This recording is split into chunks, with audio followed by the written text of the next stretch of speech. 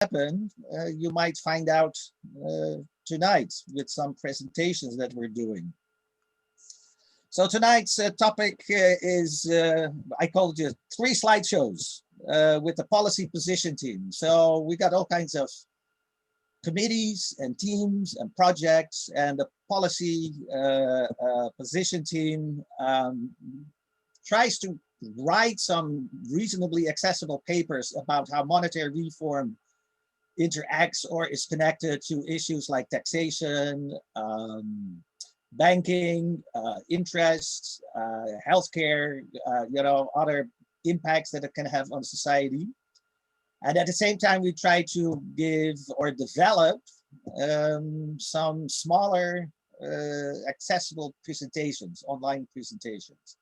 And that's what we're going to have tonight.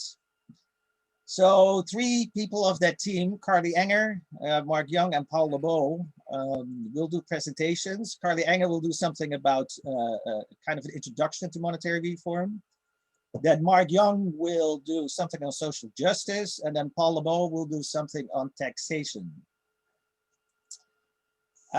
Before we start, just 2 rules for tonight. During the presentations, we request you not to use the chat because that's a little distractive and not entirely respectful for the presenters. But besides those presentations themselves, type in stack under the chat function that you find at the bottom of your screen. It says chat. If you click on it, there will be a window open.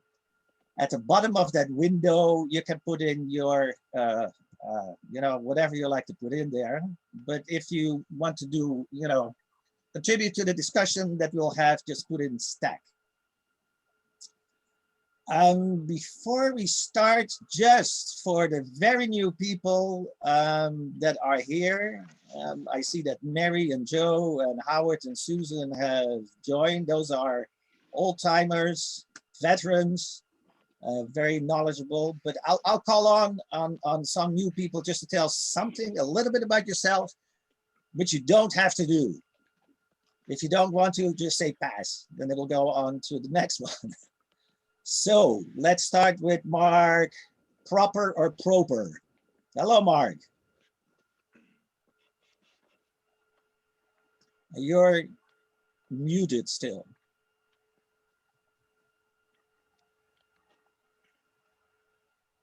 I don't know if he is hearing this. Otherwise, we'll go on with Luciano Di Feo.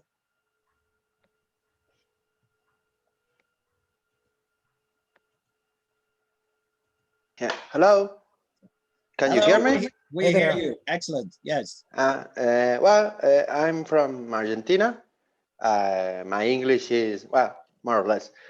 And I'm interested in the topic because here in Argentina, we are living a catastrophe. So I want to learn, hearing you. Anything that I could help in the future. Excellent. Thank you. Yes. So. We just published a Spanish anthology with papers about monetary reform. Otherwise, I'll ask one of our people to put a link into the chat room. I got this. No? You printed it out? Yeah, yes. Printed. Excellent. And I was reading, yes, and it's very cool, pretty cool. Excellent. I'm very glad. I'm very happy about that. Thank you so much, Luciano. Terrell Jackson. Hello, Terrell. Unmute and tell us something about yourself. Welcome. Yeah, we see you and hear you. Okay. Hi, nice to meet you all. I'm Terrell Jackson. I'm an English teacher, and I'm just interested in the topic, so I just wanted to learn more and saw there was a Coffeehouse tonight, so I figured I'd just tune in. Sounds good, man. Thanks for tuning in. I appreciate it. Clark Hummel. Please unmute. Yes, maybe we can see you or not. Go ahead, Clark. Okay, let's see. Yeah, we can hear you. Well, I guess the first thing I should say is I'm officially enumerate, but I'm also very curious. I kind of see economics as a zero-sum game, and I hope it's not. My biggest, or my priority is to figure out how to tackle the 1% without going at them head on. If we can use the monetary system in a way that meets our needs and not have to directly attack them, then it just makes everything easier. So I really have a lot of incentive to get numerate because the 1% is failing us and will continue to do so. Thank you. Yes, yes, we go through legislation, not pitchforks. So, Okay. That sounds good. yes. Thank you. Benjamin, last name I don't see, Stream or Stream. Yes, thank you. Yeah, it's my first time here. Happy to be here. I was interested in alternative kind of approaches to economics for a long time. Currently, I work with the public banking kind of initiative in the East Bay in California. So that's where I'm coming from. Thank you. Great.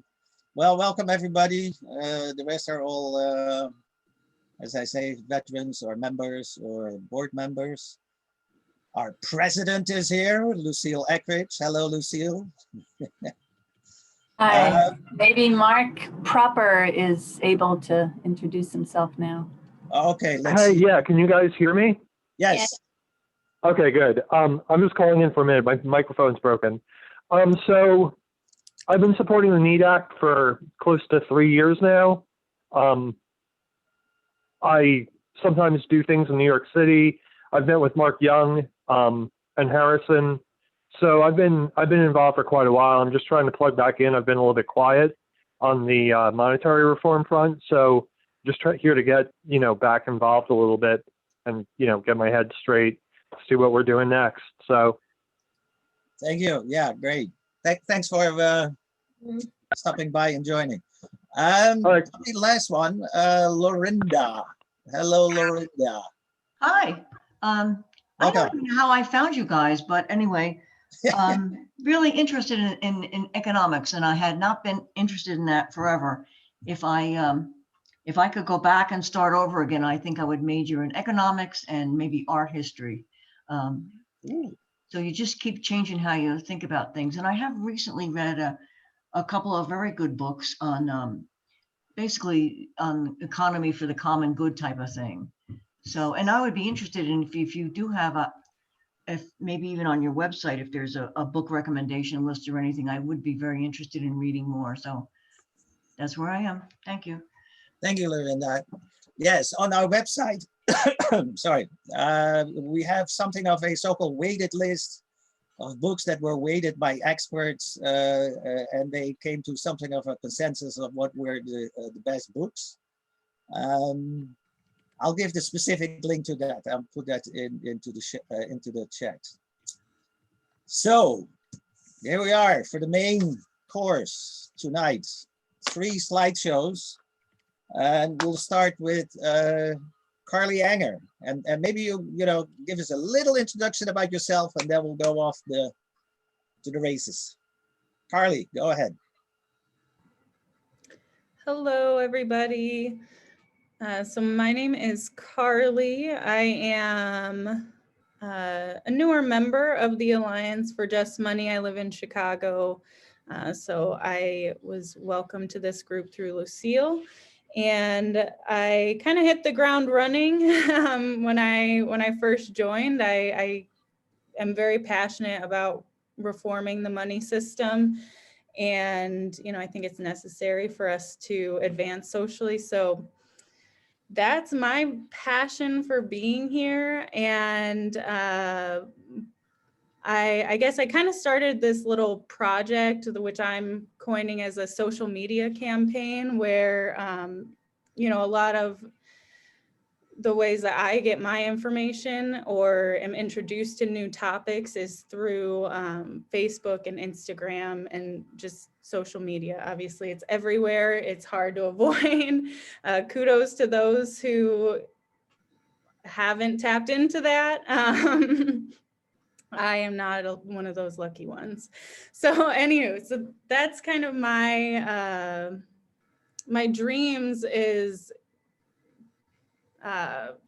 creating slideshows or like infographics that explain money and how our current system is functioning and how we can change it to just money, money that is actually going to help the people. So that is why I'm here today, because I have started slowly but surely. I'm working through these slideshows, but I created one, and I'm wanting some feedback from everybody. Just, do you like the format of it? Do you like the style? Do you think it does an adequate job of getting our message across? So, you know, as I'm sharing my slideshow, if you all can just kind of think of comments and feedback, that would be great. I will take them at the end. But I did just want to mention that my slideshow that I'm about to share with you pretty much comes directly from the Alliance for Just Money's website. So I'm going to link in the chat. I'm sharing the link of the little portion that I took from, and it is titled, "How is Money Created?" So I'm going to share my screen. Bear with me as I transition.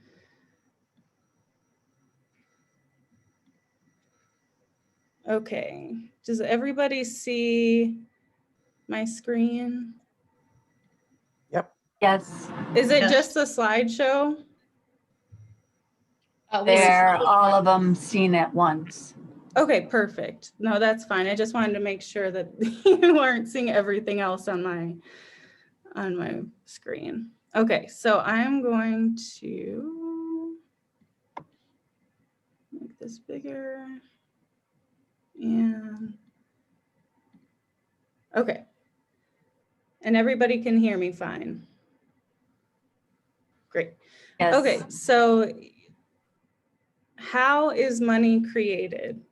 And obviously there's room for improvement. This is, I feel good about this draft, but I do welcome feedback and can change anything. So this is just the opening slide. How is money created? Money is passed from person to person and place to place as people buy and sell products and services. The US Treasury creates the supply of coin money. And then I also noted that the Treasury also handles the printing of Federal Reserve notes that we use for cash. Most of the money in use in the US and throughout the world is bank account money, numbers that are shifted from one account to another as payments are spent and received. Did you know bank account money is actually created by private banks when they make loans? When a bank makes a loan, they create money that didn't exist before, like this magic wand right here. Just keystrokes. To create money for a loan, the bank creates an asset by drawing up a loan agreement the borrower then signs. They create a liability by entering numbers in a bank account for the corresponding amount of money. The asset represents the value the bank owns. Someone else's promise to pay money in the future. The liability represents value the bank owes. They're promising to provide the account holder with cash or a transfer of funds into another account. The key to this process is that numbers in bank accounts are accepted as money, and a bank is handling both deposit accounts and loans. Any other institution or individual can only lend money if they have existing money, but bank regulations give retail banks an exemption from this rule. Banks are allowed to use a bookkeeping procedure that no other entity can. I'm awfully suspicious. The bank's role as money creator often goes unnoticed, even by many bankers. which that is something that I didn't realize until I started joining these conversations. Incredible as it may seem, this is the legal accepted way for banks to make loans. Banks create the money they lend. As you might imagine, there are serious problems with this method of creating money for an economy. One important factor is that when the borrower pays down the loan principal, the money used to pay the principal is extinguished from the money supply. And until the principal is fully paid off, the borrower continues to pay interest on the loan. So essentially, we are renting the money supply from the banks. Yikes. For more clarification of the current process, you may find these references helpful. MonetaryAlliance.org and then usmoney.us, which are just, our lovely websites that we have. So that is my slideshow. And again, it's just very introductory. It's not meant to overwhelm anyone with money talk. It's, hopefully just something to spark somebody's curiosity. So yeah, that's what I have. I don't know if there's any comments, questions, concerns. I have one question, Carly, that's not content related, but can you explain how does this go out on social media? I'm not on social media, so I don't know how this happens. Is it all each slide one after the other? Is it all like a link to them together? How does that work? Sending this, doing something with this. That is a great question, Lucille. So how this would, let's say we're posting it on Facebook. This would come up as almost like a photo album. So you would link it to your, or you would create a post and you would link this slideshow to Facebook, right? And then when you post it, it's like a photo series. So you see each individual slide on its own, but it's in consecutive order. And so on Instagram, the news feed is just images. And so what would happen is you would see the How is Money Created picture first, and then you would just slide and see each screen, kind of like how I just shared it. One by one. Mm-hmm. Thank you very much. Yep.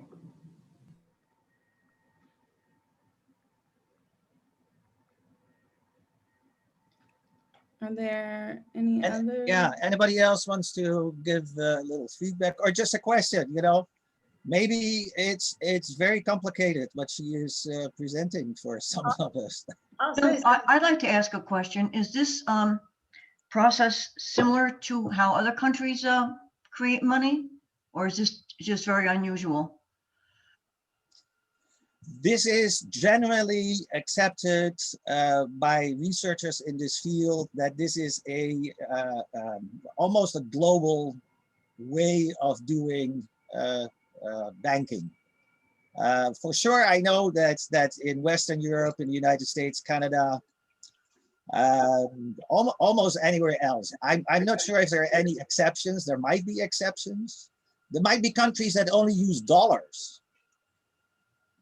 And so maybe banks cannot create loans in the way that they're being made here. But I'd like to hear from anybody else if there are exceptions known in the world of this banking system. So that's my next question then.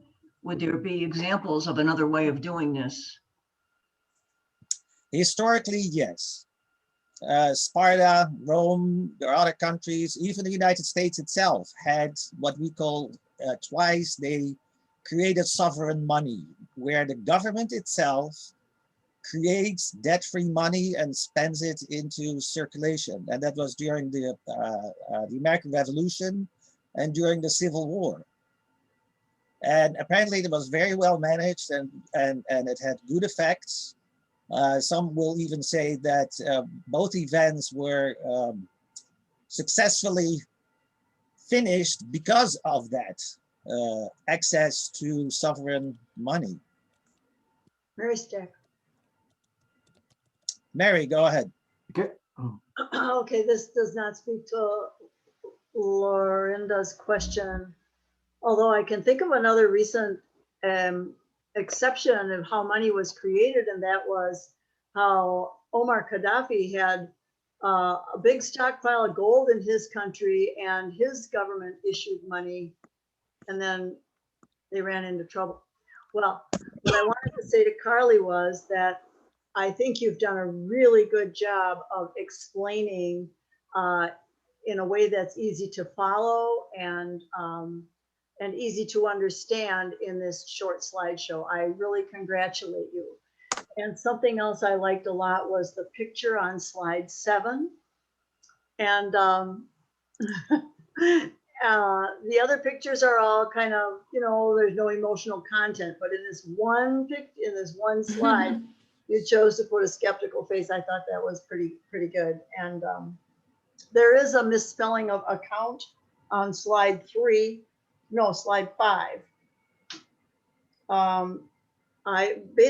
Congratulations. I think this could be helpful to a lot of people.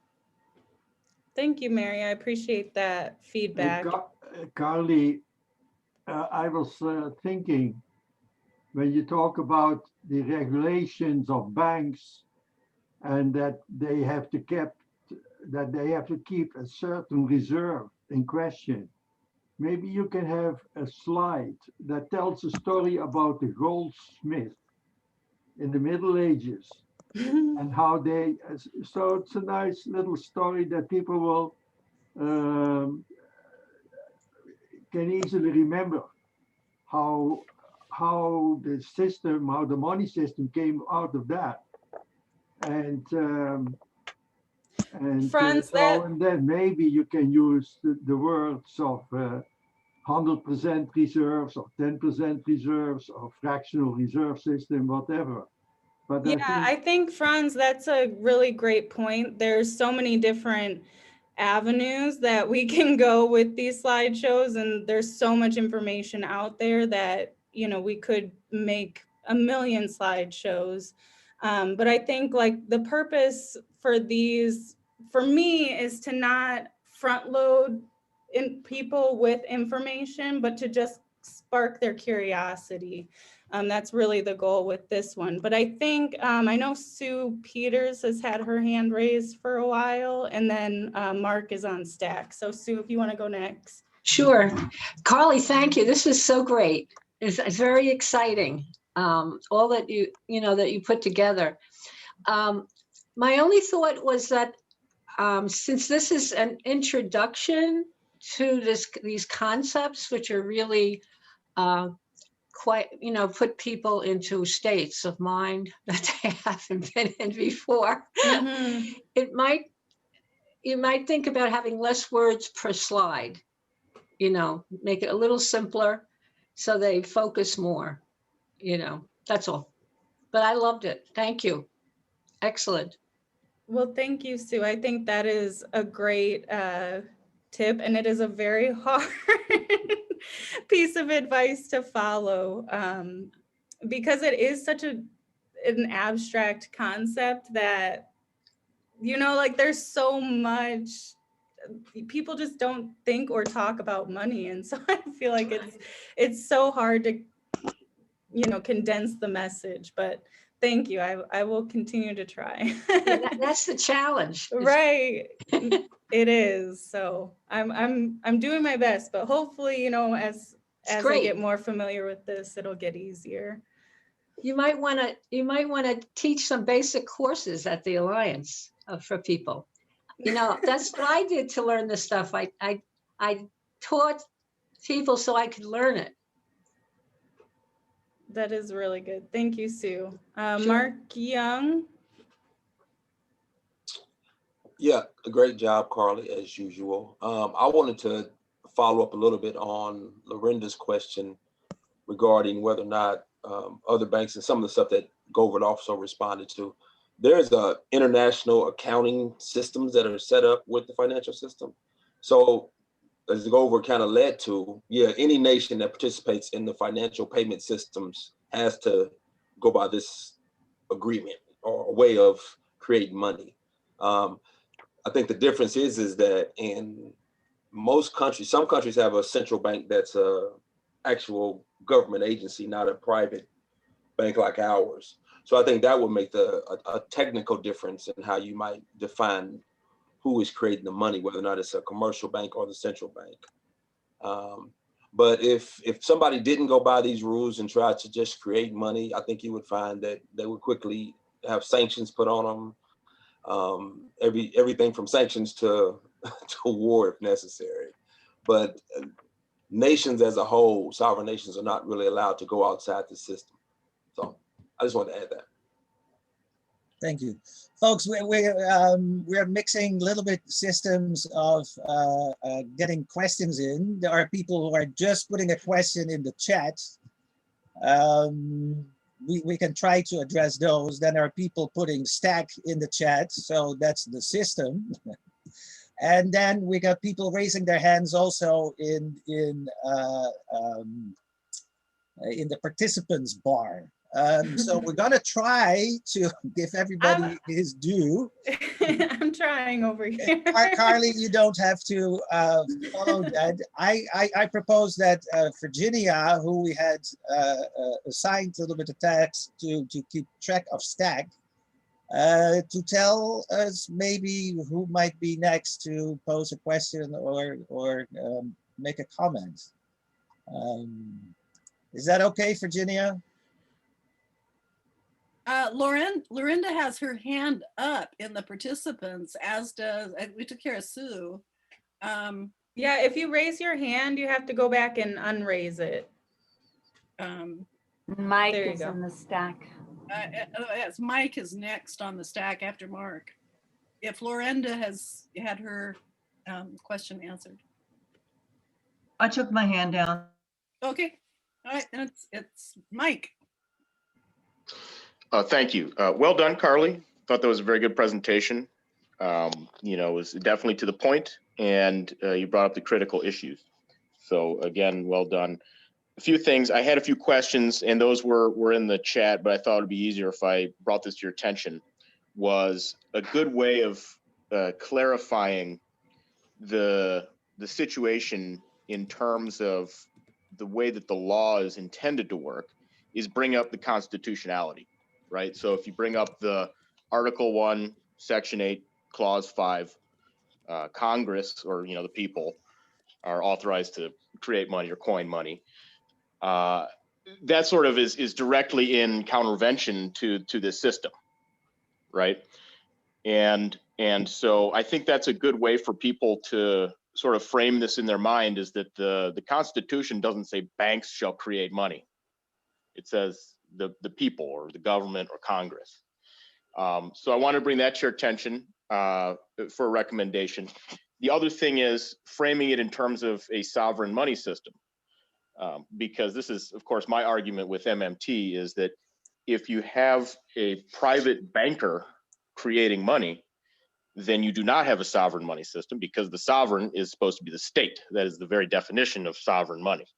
So framing it in terms of the sovereign money system and the question of who is the sovereign, I think is also a valuable way of explaining it. and then finally, to add on to a few of the additional points about where this system has not, or where this system has been existing previously. Of course, we have the greenback and many other systems like the Reichsmark, unfortunately not such a good example from Nazi Germany, but it was effective. But it may be more helpful to think of, you know, the times that this kind of a system where bankers or private entities could create money did not exist. And the reality is it has always existed in some form. In the early Americas, we had the free banking era. And prior to that, of course, you know, bankers, the goldsmith could create, you know, the notes to represent deposits. And so you always have some kind of private entity creating the money in most cases. And the cases that that happens, we find it's very detrimental to society. And the cases where we have that, for example, not happening, the example again with the greenback shows that it's very positive, and many other examples as well. So yeah, those are my comments. Thanks again. Thank you. Luciano, you're next. Hello. Very nice. I have a question, just one. I arrived to you because I met some people from Positive Money from Spain, and they have some small videos. So I wanted to ask if you are a friend of them, in case of why you don't join forces in these cases for the promoting, because there are similar things, no? And well, that I want to know if you have a good relationship with them, because they did similar things. I think that is good for all countries. I think that's all. Do you understand me? Yes, thank you so much. That was great. Absolutely. I don't know if there's anyone else that wants to respond more directly to that, but from my understanding, I think we do have a pretty good relationship with Positive Money. And I support everybody joining forces, but I will let somebody else respond. Yeah, maybe the person that's best connected, either Bo Young or Mark Young, who have been active in what is called the International Movement for Monetary Reform, IMMR, which is an organization where organizations like ours can be member. So Positive Money is a member of that. The Spanish group is a member of that. I know the Indian group is a member of that. But anyway, yeah, Bo Young or Mark. Sure, I can speak to that. So there is an umbrella organization called IMMR, International Movement for Monetary Reform. There's about 30 countries that have organizations like this, like Alliance for Just Money, that are fighting for sovereign money in their nations. And so I used to be a part of the core group of IMMR, and am very well aware that there is a sense of goodwill and of sharing resources and wanting to collaborate with each other. So there is that sentiment, and our group does have a very good relationship with Positive Money. Our situations are different in terms of our government and our banking system, just because of how things are set up here in the United States and Canada and what it's like in the European Union. But the work of the groups, we definitely do communicate with each other and share resources. Thank you, Luciano. And I like to add to that the IMMR in March will have something of a big Zoom conference. I think on the Saturday and Sunday, with presentations. I don't know the program yet, but that is upcoming. But we'll let you know when you know the specific details come in. We will share that with everybody else. Okay, did we have anything else? Anybody else on stack on this? If not, and I see it's not, I propose that we pass on and go on to. Thank you, everyone. Yes, Mark Young, but indeed not without saying thank you so much, Carly. That was wonderful. I loved it when the slide said wow, and you said yikes. Maybe you want to change that one. That's a good point. I can do that. Over. Okay. Yes, Lucille.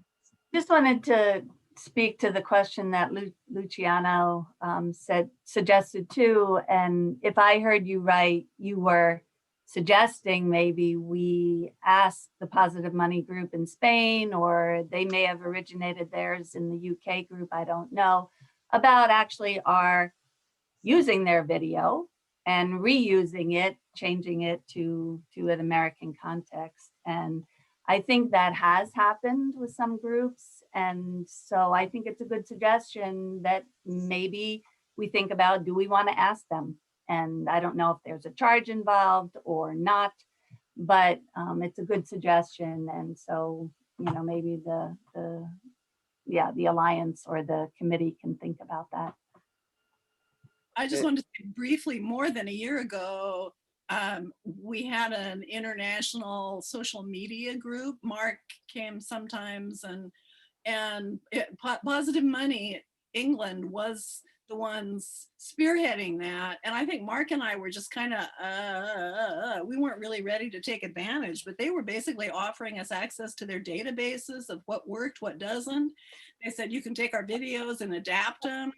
They've offered everything. And unless they've changed their mind, now that we've got a more, I think we're ready to take advantage of that. Cool.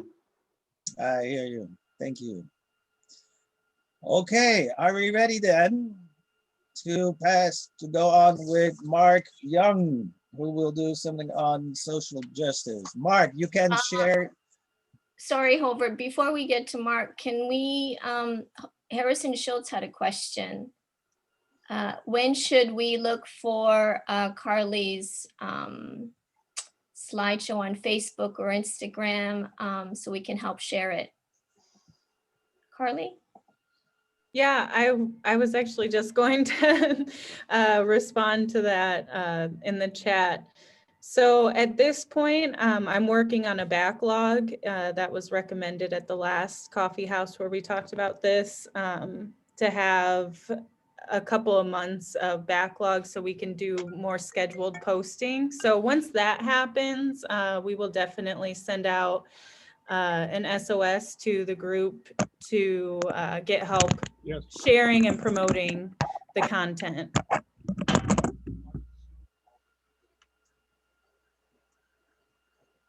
Great. All right. If you have any other things, guys, just put it in the chat then, but not now. Let's give our attention to Mark Young. Okay, how's everybody doing this evening? Hey, I want to say right now out the gate that Carly's presentation looks way better than mine.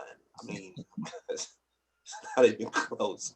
I almost don't want to show it. It looks so bad. But Carly's job is to actually make them look good later. But you know, the way she presented it is kind of like I'm gonna feel like this is such a letdown for you guys. Okay, so can everybody see this? Okay. So this was a difficult one, and I won't lie, I struggled with it because I didn't realize social justice, in a sense, is attached to a lot of issues. So it made it, for one, I couldn't really focus on like one or two things. So I just had to kind of throw a bunch of things in that could be affected by social justice. And so that's hence my problem. And so what I really want to know is, I had a couple of things written down here. More ideas on how I can better present what social justice is by subject matter instead of just listing it. Because you have, well, I mean, you'll see the different ones I have on here, but I know it even goes outside of that. And I just didn't know how to necessarily capture it because some of the issues are very, you know, soft issues. It's like there's a social justice movement to get rid of poverty. So that's not as easy to just say, well, you could do this or do that. And I put some things in here, but then the question becomes, should I really go into those, or am I just kind of labeling it as a solution and not really describing how? So I made it real short. But I think it could be some meat added to it, but I just don't know exactly what that meat is. And so let me go through and you can kind of see, because I'm trying to figure out, should there be a list or should there be more definition to the different issues?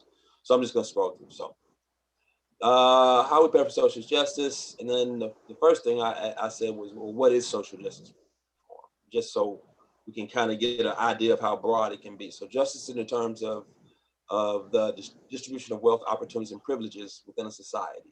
So there are 4 interrelated principles of social justice: equity, access, participation, and rights. And so what I did was I focused on wealth, opportunities, and privileges and tried to group subject matter under those items, right? And so then I wrote that the definition covers a wide variety of issues of concern to various disenfranchised groups and citizens, from homelessness to prison reform to eliminating poverty. Social justice reform asks the question of how do we make more of a perfect union and address these longstanding issues. Although many issues cannot be solved by simply throwing money at them, the basics of solving these issues involve a lack of investment, and thereby the need to fully fund these ills is the start of solving the problem. So these are kind of standard slides. These were also in the healthcare slide, because I think one of our things was like on some of the subject matter that's kind of, you know, healthcare-ish, to kind of give a brief 2 or 3 slide kind of synopsis of what monetary reform is, so people kind of have a clue what we're talking about. So this is the exact same thing. I may have changed 1 or 2 words. We need to change our current system to monetary reform, define as returning the power of money creation from the private, blah, blah, blah, to Congress. Money reform replaces our current system, which is the result of commercial bank lending, kind of how like Carly was talking about it. Then it's a little bit further definition. So that was in the last one. This was in the last one also. So this Mark, if I may interrupt, can you give us the text but a little slower, because I lost you a little bit and I cannot exactly read what's on the screen. Is it too small? Yeah, you can make, if you can make it bigger, that would be great. But also go slower through it, maybe. When I didn't want to read to you guys because it was. You can read, Mark. It's okay, and we can read with you, but we'll understand it better if you go a little slower. Okay. So let me go back then. So I think I read this. Okay. So the next one was we need to change our current monetary system through monetary reform, defined as returning the power of money creation from the private, profit-driven banking system back to the U.S. Treasury and elected Congress. Money reform replaces our current system of money creation, which is solely the result of commercial bank lending. Instead, money would be created directly by the government without debt as an asset. Some call it sovereign money. We call it just money. So that last little caption was in there because we're trying to narrow the different variations of what money reform is. So some people call it sovereign money. Some people call it just money. Some people say money reform. Some people say asset money. And so just kind of link them all together and say, we're all talking about the same thing. So that's what this slide is about. Then the next one was, again, kind of the encapsulation of the money reform question and what it is. So just money reform simply gives our government the power to create money as needed through a keystroke, as commercial banks do now, instead of having to borrow or tax to support public good. This power has been used before by our government and is guaranteed through Article 1, Section 8 of the Constitution. Our government gave this power away in the Federal Reserve Act of 1913, and solving most of our societal ills involves taking this power back and restoring it to our government and Congress. When we pass legislation for just money reform, a variety of solutions are possible to address our social justice concerns. So like I said, that was a similar slide that was in the healthcare. So then I go into kind of just breaking it down. So just money reforms gives us the ability to tackle the issues of wealth. And so I kind of go back to the first statement. So these are wealth issues. So funding for reparations programs that eliminate the wealth disparity from historical and systematic discrimination, and eliminating poverty through living wages and job guarantees. So, and I don't know if I should put more about what wealth means, like tackling the wealth gap, and addressing those concerns that you see in various movements. I'm not sure, because just saying tackling issues of wealth can be kind of broad because I'm not really mentioning wealth inequality and solving, but I'm not sure if what I have in here is enough. So those are the type of things I want feedback on. Then I go on to the next one. Just money reform gives us the ability to tackle issues of opportunity. So providing funding for prison reform and ex-offender programs to lower recidivism, providing funds for economically disenfranchised neighborhoods, improving schools and infrastructure. And then just money reform gives us the ability to tackle issues of privilege. So funding for police training programs, better psychological evaluations, body cameras, and reforming police departments to better meet citizens' needs. Fully funding housing for the homeless, and ensuring every person has access to safe, decent, and affordable housing. Funding quality of housing and service fund. I'm missing a word in there somewhere, but funding quality housing and services for the disabled. So then I just ended with this slide, which is the same one before. Just money reform makes it possible to address our nation's ongoing social justice issues without causing further division based on historical partisan arguments regarding where the money will come from. So, as I said, it's not as pretty as Carly's, and there are still, I think there's just a lot of other issues that I could touch on, but I didn't know what necessarily the solutions would be. For instance, like social justice has a lot to do with the, I forget all the acronyms, LGBTQ, I know I'm missing something. It's LBGQ stuff. Anyway, I didn't know what to say for like solutions. And so I know those are issues, but it's kind of like, you can't pay to get racism out of society, or you can't pay to get, some things are like, if I didn't know what to say about somebody going through, maybe it's counseling programs or something like that are there. Group homes for people who go through problems, but those types of suggestions. So with that, I can open it up and we can go from there.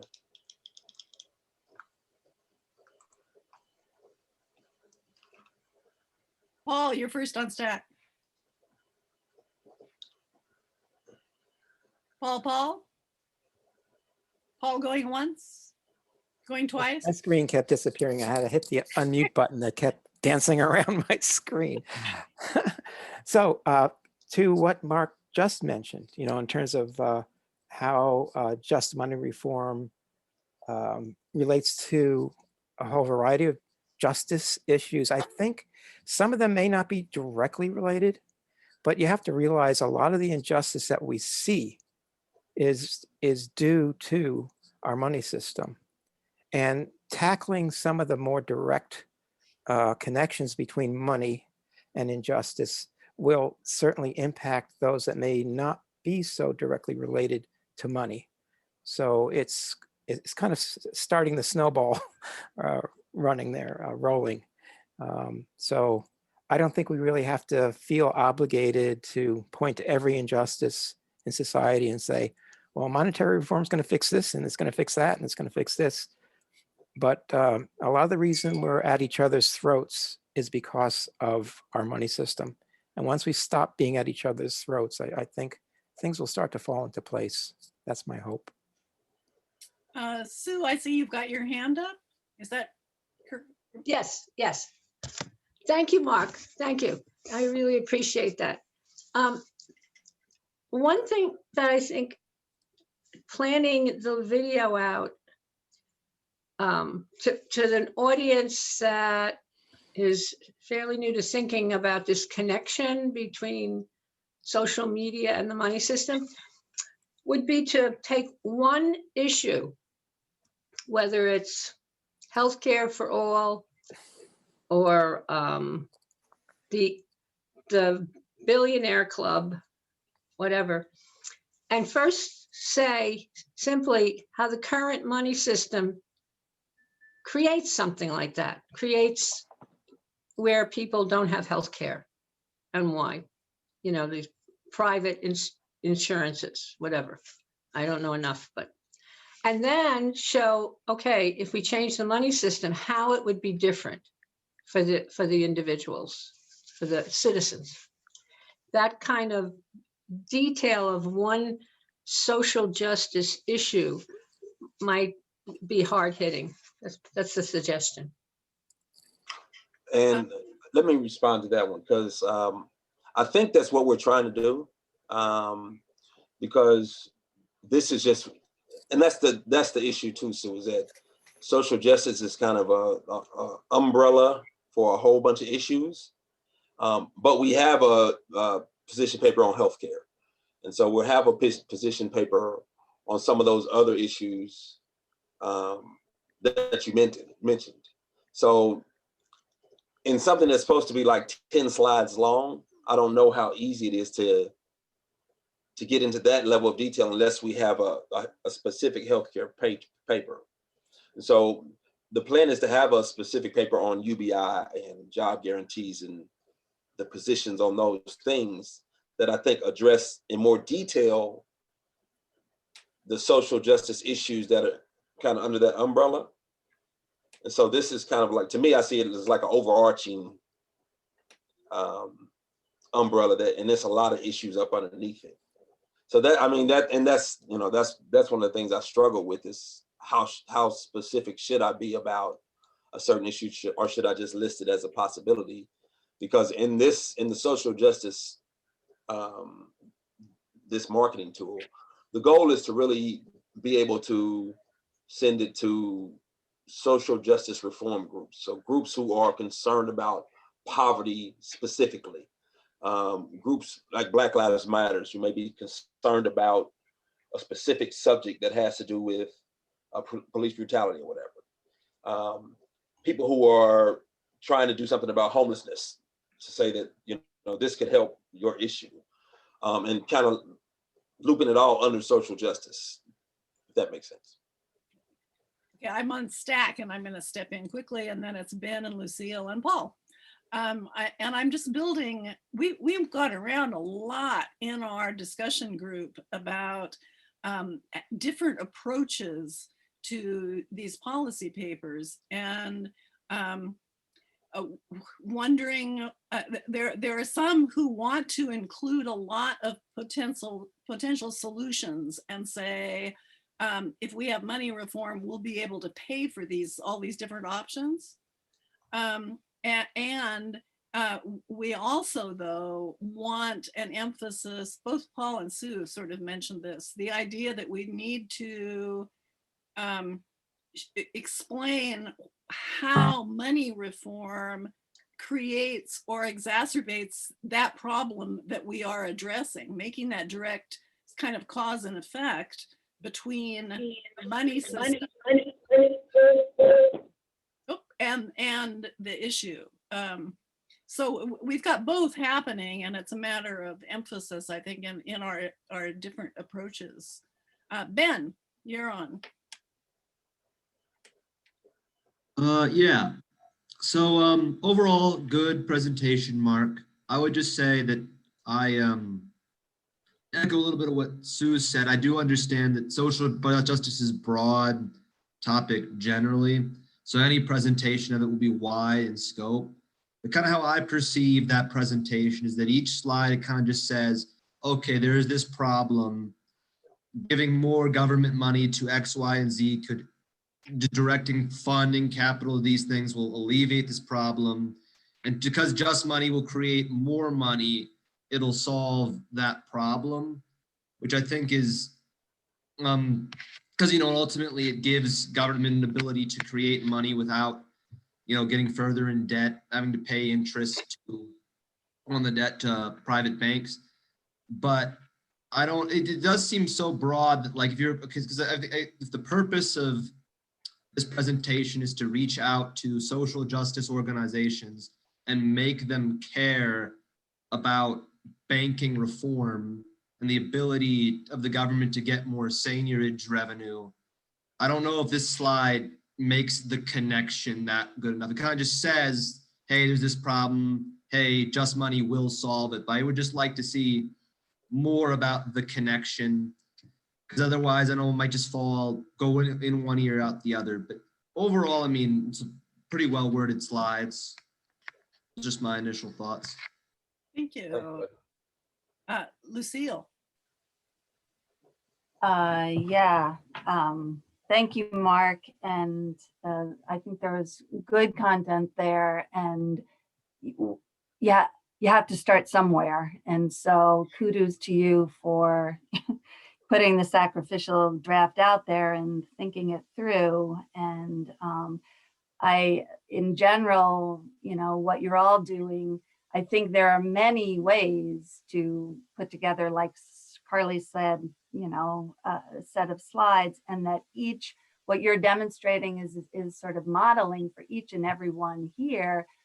We all could, and probably we all should, take your examples and pick a focus we want to work on and develop a slide set and see how we do and come back another time. So anyhow, that was a general comment. And one specific, I think it's good to have a slide set that is broad on social justice. And like I think Mark was saying, each one of the topics, there might at a later point be a separate one on Black Lives Matters and reparations, a separate one, a topic I don't think I saw in there was gender equity, just around, earning income and wealth in terms of gender equity. And I think that should be mentioned in a slide set on social justice. One piece on the reparations that I think is important around the money question and reparations is not only will just money reform provide the means to achieve reparations. I think many people, not everybody, but many people agree it's justified. So then the question is, well, where the hell does the money come from? But that's not the only thing to me. It's not just that just money reform will make the money possible to actually have it, but it will make it enduring. Reparations, that amount of money, whatever it is, will endure in the pockets of the people who benefit from it and in the circulating economy potentially forever, because it's money, it's not credit that disappears. And if we have reparations today, it would be a political nightmare, one, but two, it would not last. All that money would end up back in the 1%'s hands within very short order. And so it would be for naught. It would politically complicated and it wouldn't stay there. So I think that connection with the money issue should be made on the reparations thing. And maybe the other suggestion, and I'll stop there, maybe it's just a different slide set, but another approach, I think, around the social justice topic is that there are so many issues out there. They all are important, they're all valid. And in our current money system, there's not enough means for addressing all of them.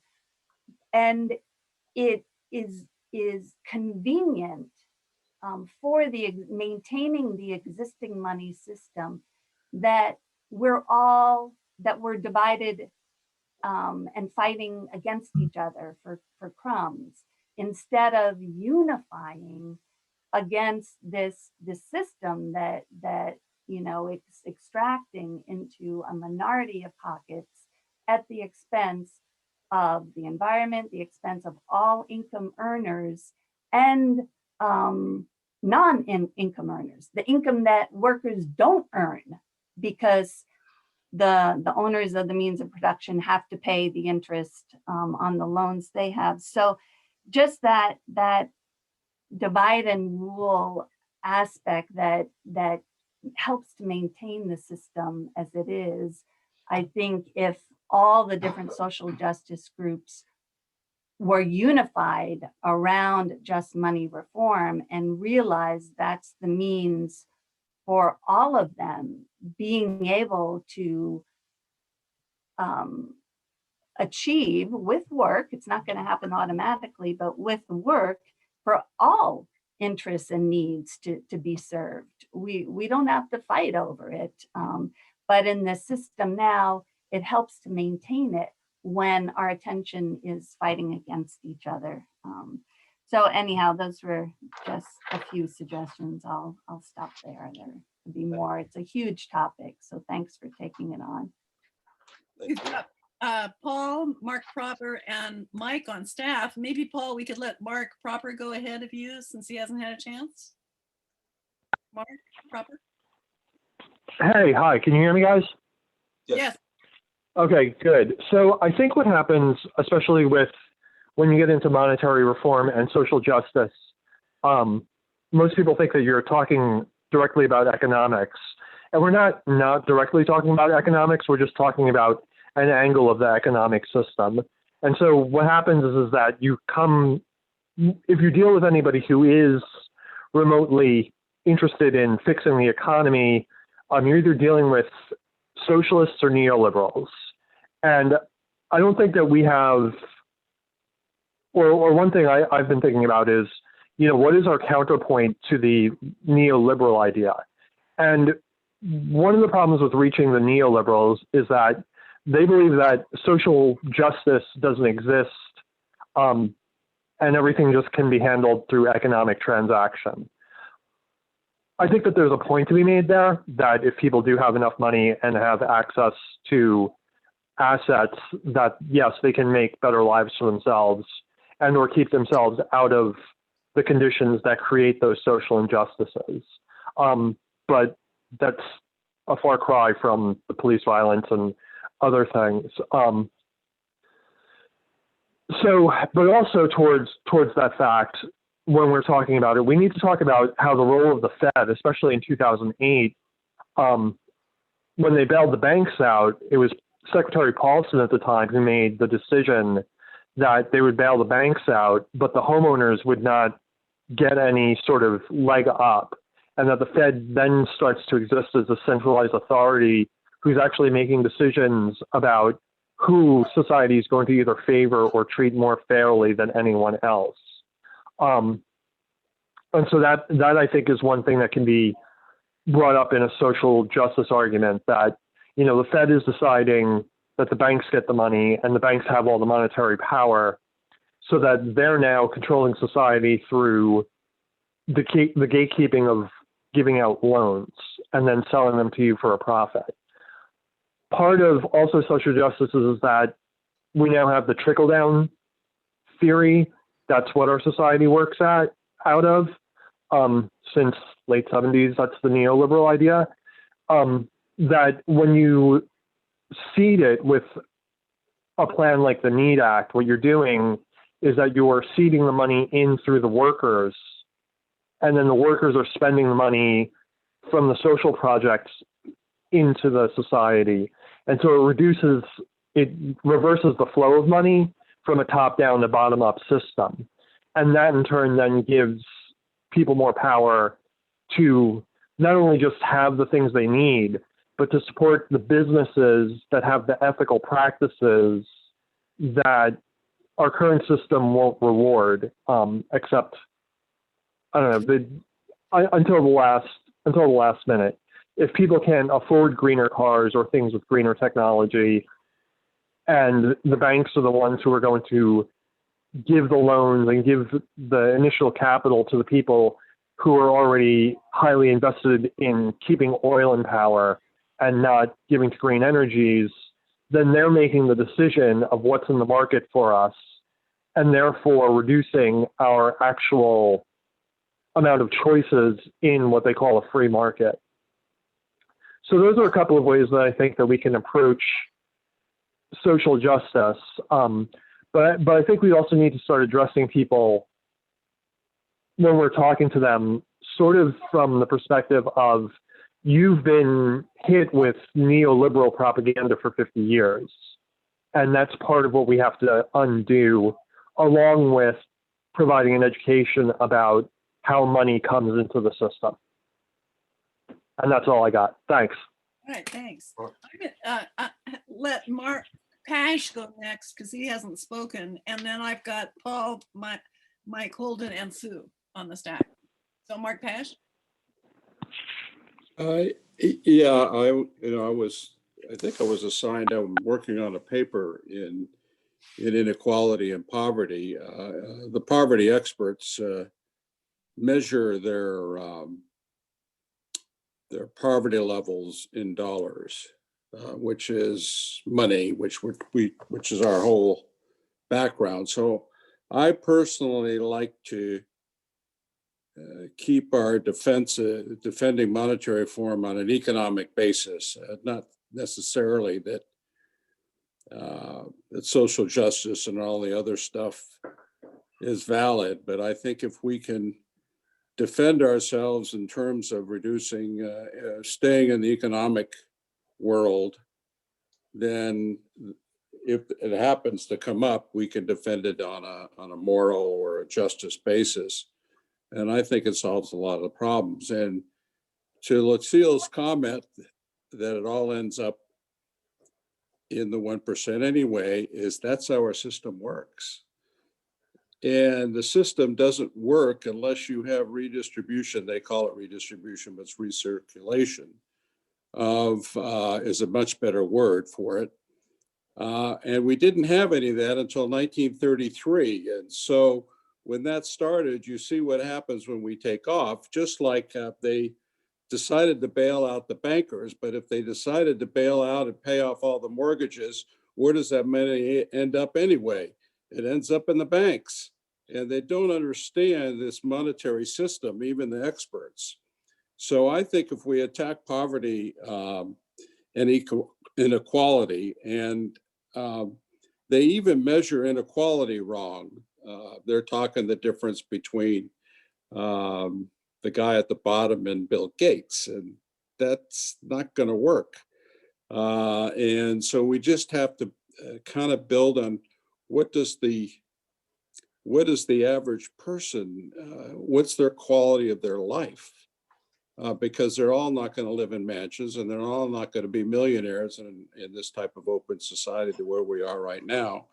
And monetary reform solves all that stuff. Believe it or not, it really does. And so I like to keep our argument really headstrong into economics. And you can add a little bit of the justice later, but I want to keep it, because when we defeat it on economics, then everybody starts listening. And that's about all I have to say. Thank you, Mark. So, Paul. We still have another presentation, so if at this moment we can keep it short, whoever is still on, Mike and Sue, so we can go on with Paul, because he still has something to say and present. Right. So this kind of leads in actually to what I'm saying a little bit. Lucille's comment was, wow. I mean, I had not thought about that in terms of the enduring nature of money in terms of reparations, because I've struggled over reparations for that reason, that it's kind of a false prize in our current system.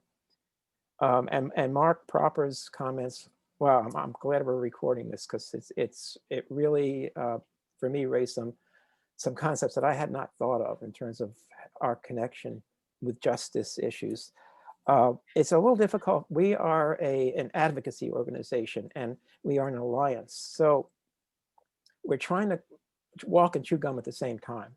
I agree with Mark Pash that our focus really has to be on the economics, and we have to nail it. And there aren't many people out there who are really nailing it, and we have to be able to really understand that. And so we can be prepared to explain it to people who are going to challenge us. But at the same time, we have to do the outreach to the people who don't understand how just money would affect their particular causes. And we're not experts on any of these causes. We're kind of armchair experts. We can do the research if we want, but the question, the answer, or the retort that I always get is, how are you going to pay for it? And that's all people seem to care about. And that's one answer that we have, at least we have a partial answer to. So, and that's something when we get to my little presentation, we'll explore one little aspect of that. So thank you very much for those comments. Really, for me, very valuable. Mike Holden? Yes, so I think everybody's comments were right on. I do appreciate all of those words and thoughts. And my contribution to this, I wanted to say that, I think that there may be a common thread. Obviously, there are so many different kinds of social justice initiatives, but there may be a common thread.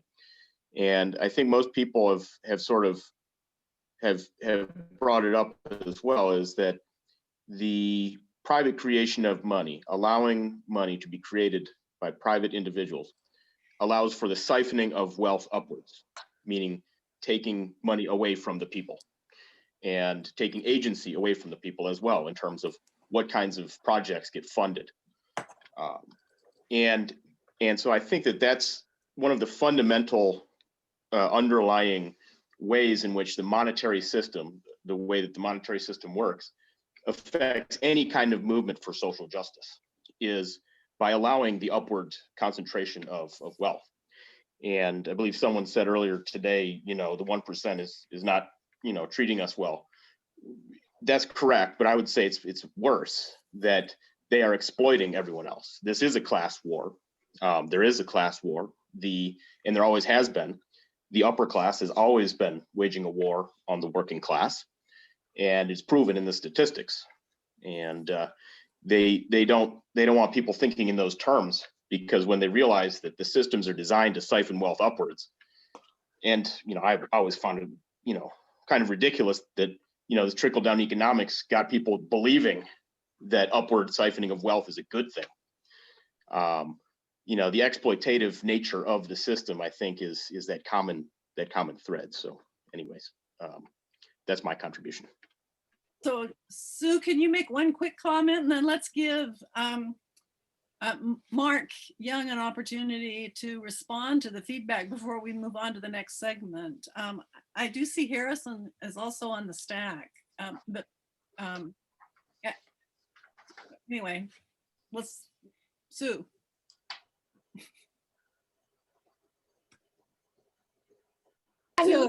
Okay, hold on. I'm just having a little trouble. Okay, I got out of it. Okay. I had a thought that I want to put to everybody about this. This is really important, this whole social justice thing. And it has to do with all of us putting out the message and telling people, if you're involved in a grassroots group that's trying to change something in this country, here is your opportunity to connect what's going on with your concern, your group's concern with money. And I'll just give you an example. I'm in a 5G group here in New York who's trying to inform people about the detrimental health effects of 5G, because they're putting 12,000 antennas on the corners in New York City in 5 boroughs. And so I got involved. I'm doing my part. One of the leaders, I had a conversation with her, and I pointed out that Comcast, one of the major cable companies that's pushing 5G, is in one of the most indebted companies in the United States, indebted mostly to JP Morgan Chase. And when she learned about the secret of the money system, she said to me, "Oh, you have to come and talk to our group. This is important." So we have to connect these social issues to what we're involved with, the groups, and connect it in that way with our involvement. It's very important. Thank you.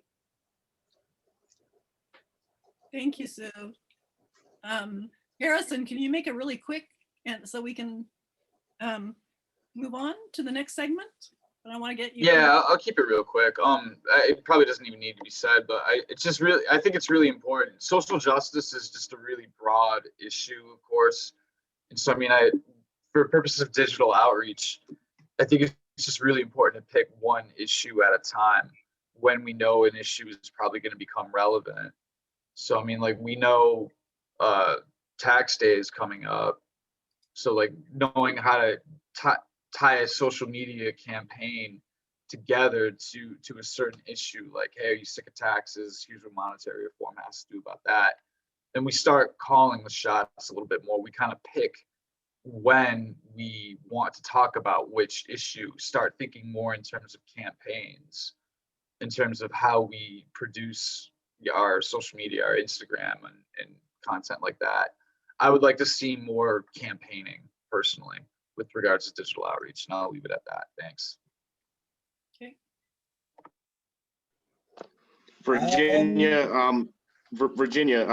Franz is on Stack. Okay, he's not on my stack, but I'll take your word Yeah, for it. I didn't see him either, but hold on, guys. We're running out of minutes, and I thought Harrison's thing about taxation would be the perfect segue into Paul's item. And I know that Lucille proposed to have still Mark give some comments on what was done, but I propose to keep that then for after Paul's presentation. So I propose we go on with that, and then whatever is left we can discuss. So do it. All right. So next segment is then Paul Lebeau. Okay. On taxation, and maybe we can do something that will be ready before April 15th, when a lot of people will have very strange tax structures or pictures because of the crazy year of 2020. All right. Paul, the floor is yours. Okay. Can everybody see this? Yes. Yes. Can everybody see this? Yes. Even better. All right. Okay. All right. So I'm Paul Lebeau. I'm one of the founding members of the Alliance. I sit on the board as the vice chair. Let me see if I can move this little window out of the way. So what this is me thinking out loud. I have been interacting lately with a lot of progressive people, socialists, Marxists, things like that.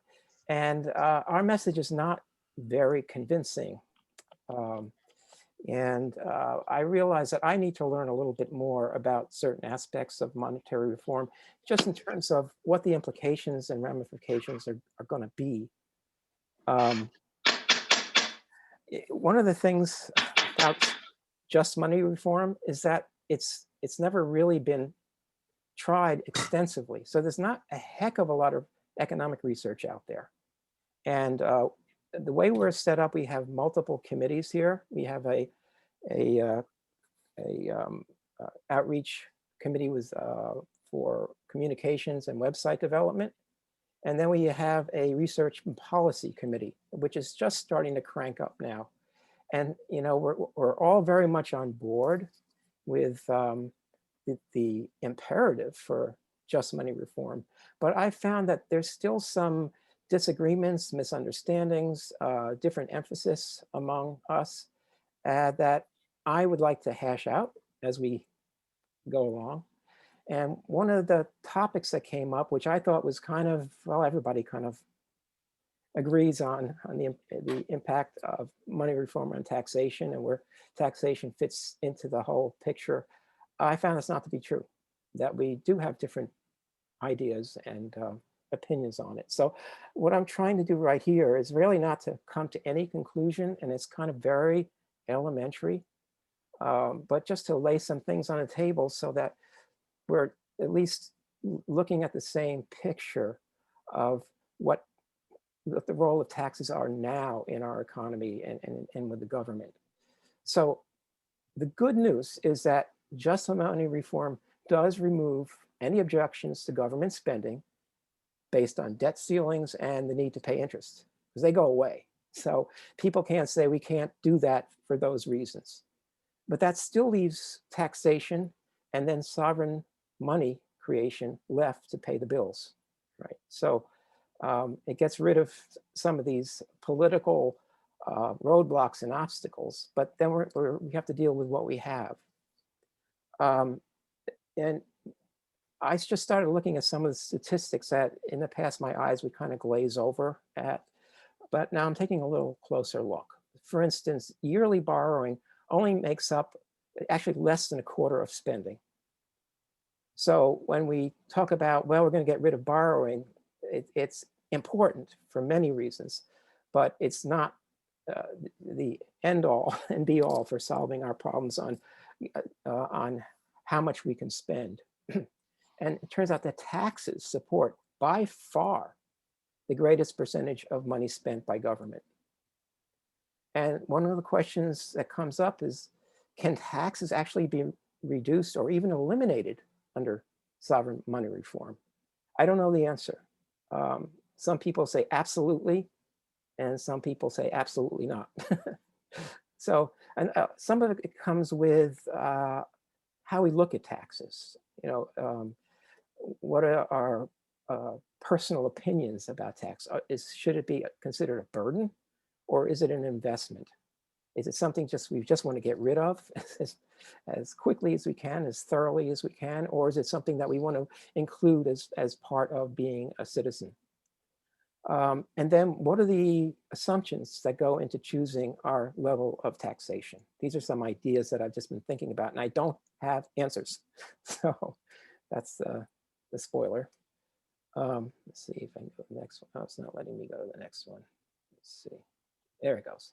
All right. So here's one of the pie charts that my eyes always glaze over at, but it's something that we really have to face squarely. And again, taxes fund the lion's share of this spending. And you'll notice that entitlements take up a huge percentage of what we spend our money on. Interest, that little green wedge up there, and this is the thing we complain about a lot, that some of our tax money goes to, it's significant, but it's only $0.3 trillion compared to $4.4 trillion for the whole budget. Even the Defense Department, where progressives like me like to point out that if we just get rid of the defense spending, that's going to solve all our problems. Well, you can see it ain't. It's going to make a big dent, but it's not the solution. It's more complicated than that. So the question is, that red pie there, how much do we feel that needs to be increased? Me, as a progressive social democrat, I think it should be doubled or tripled. I think we're way underspending on things like entitlements. I wouldn't call them entitlements anymore, but just in terms of the social needs that we don't have now. But can we do it? So can you define what you mean by entitlements there? Yes, I'm going to do that in the next slide, in the next couple of slides, but let me just elaborate a little bit. Again, the current system, where we are now, spending is about $4.1 trillion for 2019. And I'm choosing 2019 because that's a typical year. It's not what we're going through now. Taxes make $3.3 trillion of that. And we only borrow $8 trillion. And then when we talk about bank money creation, banks are creating during that time period about $0.9 trillion of money. So just keep that in mind in terms of money flowing out and then money that's entering the economy. So again, how big do we want this to be? And should it be increased at all, this entitlements pie? And that's, for me, a big question.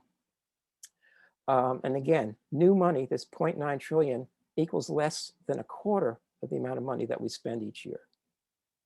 So here's, and to Lucille's question, this is what entitlement mandatory spending consists of. Big bulk is Social Security, Medicare, income security. I guess that's to support unemployment payments, Medicaid, veteran benefits, and others. So this is very important stuff, and we all know it's way, way underfunded. At least I believe it is. So what does money do? It takes money out from the population, government collects it, and then it spits it right out again. It recirculates right back into the economy. No new money is added to the process of taxation. It's ostensibly, on the surface, it's inflation neutral. We're not, if you believe in the quantity theory of money, which is something that has been refined and contested, but it's true to a certain extent. It's not going to affect inflation at all because we're not really adding money by taxing and then spending. And this is one of the goals of the Need Act in terms of what the monetary authority looks at to determine whether or not the quantity of money that is created under a sovereign money system is causing trouble in the economy by increasing inflation. So this is the way the system is now. Now, some people say, tax the rich. And that's what all my progressive friends say. Forget this monetary reform stuff. I actually have an uncle who looks like this guy, but I wish he was rich. So same thing applies though. What's happening here though is that X dollars goes out, X dollars comes in, and what's happening is circulation and redistribution. That's what Mark Pash was referring to. And again, this is on the surface neutral as far as inflation. We're not creating any more money. But I was reading some reports by some economists at the Fed, and they were saying that because the wealthy don't spend much in the economy, taking money from them and putting that money in the real economy could have some effects on inflation. They don't go as far as saying what that effect would be, but it's just something to think about, because suddenly money becomes more hot. It becomes more usable in the economy, as opposed to the way it's now being used in speculative investment in the stock market. So just again, a little bit more perspective. This is from the Federal Reserve. And this is just showing how much new money was created in 1 year, from the beginning of 2019 to the end of 2019. And it comes out to $0.9 trillion. And that's the number that I had on my first slide. Now, if you look here, we all know what this is. This is the pandemic. And there's a huge amount of money that got pumped into the economy here. And it's very tempting to say, well, look at all that money that the economy absorbed. No inflation. In fact, we may even have some deflation here. So we can just go ahead and crank as much money as we want in the economy, no problem. Well, let's find out why. This is the velocity of money. It's essentially the rate of spending, the rate at which money changes hands. And historically, if you can follow this curve back, here's 2016, back to 1995, it's been slowly decreasing. Money has been changing hands more and more slowly in the economy. And as the economists at the Fed said, this is due to wealth concentration. When money gets hoarded by the wealthy, it's no longer available for the rest of us to spend. So the velocity of money has been slowly until boom, we hit the pandemic and money just stops changing hands. Stores are closed, people are not buying things, factories are closed. So of course, we need a huge infusion of money to make up for the fact that money's not changing hands. So my lesson from this is that we have to be careful using these very unusual circumstances to make the case for injecting just sovereign money into the system. We have to do it in a much more smart manner. And this, it's just through this, here's the GDP, just took a dive in 2020. So it's a very unusual circumstance. So here, what I have is just some examples. Once we switch to sovereign money, what are some of the options that we may want to consider? And I just chose a few simple ones. So under monetary reform, first of all, you have to realize some things are going to change. we're not spending some of our hard-earned tax money on interest anymore. We're going to have an extra $0.3 trillion to fool around with that we didn't have before because it's not going to interest. But we're not borrowing anymore. So our budget is actually being deprived of $0.8 trillion in money that we borrowed. So we have to kind of take that into account. That's a difference of like $0.4 trillion or something like that. We'll see. So currently, this is our current situation, no sovereign money. Our non-interest spending is $3.8 trillion. And so I just took out the money that we're spending on interest. We're getting, in terms of revenues, $3.3 trillion. That's most of our money comes from taxes. And we're only borrowing $0.8 trillion. And money being created by banks is $0.9 trillion. So you can see, compared to the, again, I'm just looking at compared to our actual spending budget, these are significant, but the amount that we actually spend kind of dwarfs each of these categories. So just to make things a little less cluttered, I'm adding one line at a time. So say we switch to monetary reform. We keep spending exactly the same, $3.8 trillion. We can lower taxes because of this fact up here that we're not paying interest, and we can create money now. The money that before banks were creating over here, this is sovereign money created.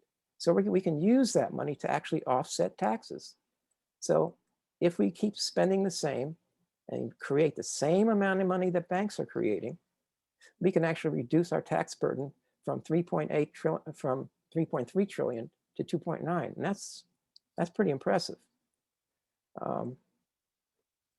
So take this case here. We keep the spending, but we say, hey, we just want to get rid of taxes altogether. So we're going to keep our spending at 3.8 trillion, just like now, but we're going to get rid of taxes. And since we can't borrow anymore, and there's no more bank money, that means we have to create $3.8 trillion of new sovereign money and dump that into the economy. And so this gave me some pause. I mean, can we do this? A lot of us argue that yes, we can, and some of us say, I don't think so. So again, this is just to give us some perspective. Another example, let's double the spending, like I think we need to do, and but keep the same tax as initially when we first switched to monetary reform. That leads to us needing to create $4.7 trillion of new money. And the question is, and again, I don't know the answer, can the economy sustain that much new money without causing inflation? And then finally, say we want to double the amount of spending, but keep the same new money because we don't want to cause inflation, and we think we need to create any more money than we're already creating, then that's going to cause inflation. So let's be safe. That means that we're going to have to raise our taxes from $2.9 trillion all the way up to $6.7 trillion. That's not an easy sell to people. So again, I'm putting these out, just food for thought. I don't have the answers. Joe might have answers. He's sitting there very quietly and patiently. But it's something that, again, when we're making our case to the public, we have to be careful what we're promising. So here's an example, the way I look at taxation. Actually, initially, I felt that through sovereign money reform, we could actually eliminate taxation. And I think Lucille said something about 6 months ago that kind of made me think. And I kind of realized I don't think that's possible. And I don't think it's even desirable from a social standpoint. So, and again, this is my opinion. And we have has some very heated discussions over this. But as an example, who pays for our hospital? You know, buying a hospital is not like an individual act like buying a house or a car or a TV. It requires a group purchase. But the decision then is who pays for this? Under sovereign money, we can say, well, just print the money. Nobody pays for it. Free money. And we could say, okay, there's an opportunity cost. That printed money could have been used for something else, but that's just a priority decision that we have to make. And again, the question is, can the economy stand that extra money? And if it's deemed, if the monetary authority or whoever makes the decision says no, then we don't get a hospital. Okay. We could say taxes pay for it. In other words, we as individuals pool our resources, and effectively the citizen owns a share in the hospital. You know, individuals may need to forego some individual private purchases, and it may not actually be affordable for citizens. And so again, no hospital. So I believe that there's going to have to be actually a mix of money and taxes. And it's kind of up to us to kind of tease that out over the years, because it's not an easy analysis to make. And so I want to just leave you with these questions to consider. Is eliminating taxes optimum? Is it fair? Is there a trade-off between tax reduction and our needed services? Or do we just get the services we need and reduce taxes and let the chips fall where they may? And how will taxing the rich impact inflation? Again, as I mentioned before, the rich hoard large amounts of money that doesn't really contribute to inflation. And it's a real question that if we just tax the rich, that if we believe that the quantity of money does impact inflation, it's just something to think about. It's kind of in the weeds, but again, it's something I really haven't heard except from some of these economic working papers from the Fed. And how flexible does tax policy really need to be? You know, as incomes improve under just money reform, should taxes actually increase on the middle class? So there has to be some kind of policy that's not just fixed in time, but is flexible and adjustable. How that will be is something that economists really have to work out. And for me, this has been a real major sticking point for making the case to neoliberals and even progressives about money reform, is who influences and makes decisions on tax level. Is it Congress? Is it the monetary authority? It's probably going to be both, but people are very, very wary of having some centralized body making decisions on money creation. And so this again is just something we as advocates have to think about. And I'll leave it at that and open up the floor.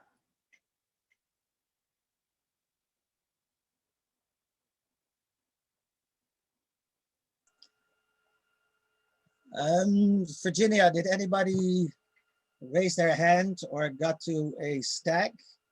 If not, I know who wants to say something, and that's Virginia herself. Go ahead and unmute. She's speechless. Yeah, no, Paul, I thought you did a really good job of the questions that we need to be asking, raising them and organizing them so that it made sense. I thought that was great. Your numbers don't match those in the U.S. government's financial report. You know, I mean, the points are probably still valid, but the numbers are not accurate. Well, the chart from the Fed was right there, so. Well, the Fed doesn't produce the U.S. government's financial report. That is produced by the Department of the Treasury, and I put a link in the notes. Anyway. But we all know who's running the show, right? Well, no, lots of people don't know that the government does actually produce a. I'm kidding. Yeah, it's only meant to be approximate. Oh, I like numbers that are really, and so do you. That are actually accurate. That was my only comment. But I thought that you did a great job of raising all the questions, and that's really wherever we should always start, is with the questions. So that was great. I got Mark on stack, and then I'll let you take it over again, Virginia. Mark, go ahead. Mark Young. Mark Young. As Paul indicated, yeah, this was a subject of probably a couple of hundred comments and stuff back and forth on this particular particular subject matter. Probably mostly between me and Paul. So I'll speak on it in two ways. I appreciate the information and the fact that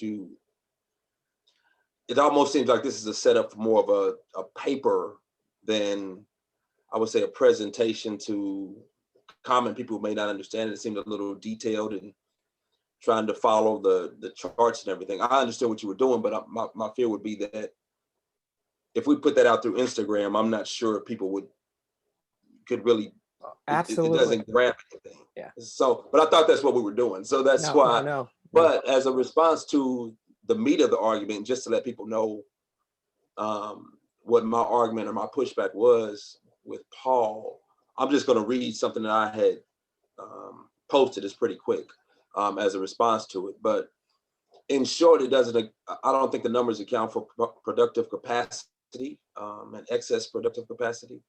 I think that a lot of this stuff involves monetary theory. And if we're creating nearly the same amount of money, but just not borrowing any, and we go with the 3.9, then to me, that tells me that there's not really any extra money to spend for anything. If we're saying is we're going to create an extra $1 trillion a year, that's going to be argued over. So we can't fund anything we're talking about, really. That would leave the same partisan arguments in place. And to me, that's not why I'm involved with monetary reform. I think monetary reform really has the ability to really change the narrative so that we're not arguing over money in Congress and we're just arguing over what the best solution is. So that's one thing, but I just wanted to say this. So as an example, based on your assumption of 3.9 in taxes currently collected by the government, the following will be true in the United States. 3.9 trillion in taxes is $11,300 per person based on a population estimate of 350 million people. The average of 26,000 in tax relief could be made with that same amount of money, 3.9, considering a 150 million workforce. And creating $7 trillion in sovereign money is $20,000 per person in 350 million people. So the figures I just said would leave 3.1 trillion for new spending and 3.9 trillion to cover getting rid of taxes. And so that 7 trillion again is $20,000 per person in the United States. It's not really a lot of money. And I don't think it could, if it's spread around from the ground up, kind of, as somebody just mentioned, the effects on inflation are, in my mind, are moot because it's not coming from the top getting poured into a particular sector like housing or something like that. And so when it benefits everybody, it's a different calculation. So if all this new sovereign money was going into the same industrial sectors, inflation could be an issue, but it's going into an economy that currently doesn't exist with unemployed and underemployed workers and additionally under new economic growth. So the productive capacity argument, which we agreed on, is not really being looked at all. So that was kind of, and it's more, but I won't get into it. I'll let other people talk. But my point is that it's not that I don't believe in taxation, but I think that the taxation theory should be rethought and re-garnered. So of the pie chart that Paul put up, if it was up to me, I would say taxation would be for the military spending and to pay for representative government. Anything else outside of that, you have to look at productive capacity and see how much you can add. You just can't take static numbers and assume there won't be any economic growth and that the private sector can't absorb money. There are so many people in here who are under poverty in this country that simply giving them an extra $10,000, $20,000 in wealth that's going to be spent around them in parks and infrastructure and everything else, you can't assume that's going to cause inflation and that it can't be supported. So that was my argument. I know we're running out of time, so I'll leave it alone. We've got 5 people on staff. I've got Sue, Lucille, Mark Pash, Mike, and Franz. And since Franz hasn't had a chance to talk at all yet, Franz, why don't you go ahead and go now? Are you there, Franz? He needs to unmute. Unmute. Yeah, I was starting to think and connect Paul's presentation to Mark's presentation.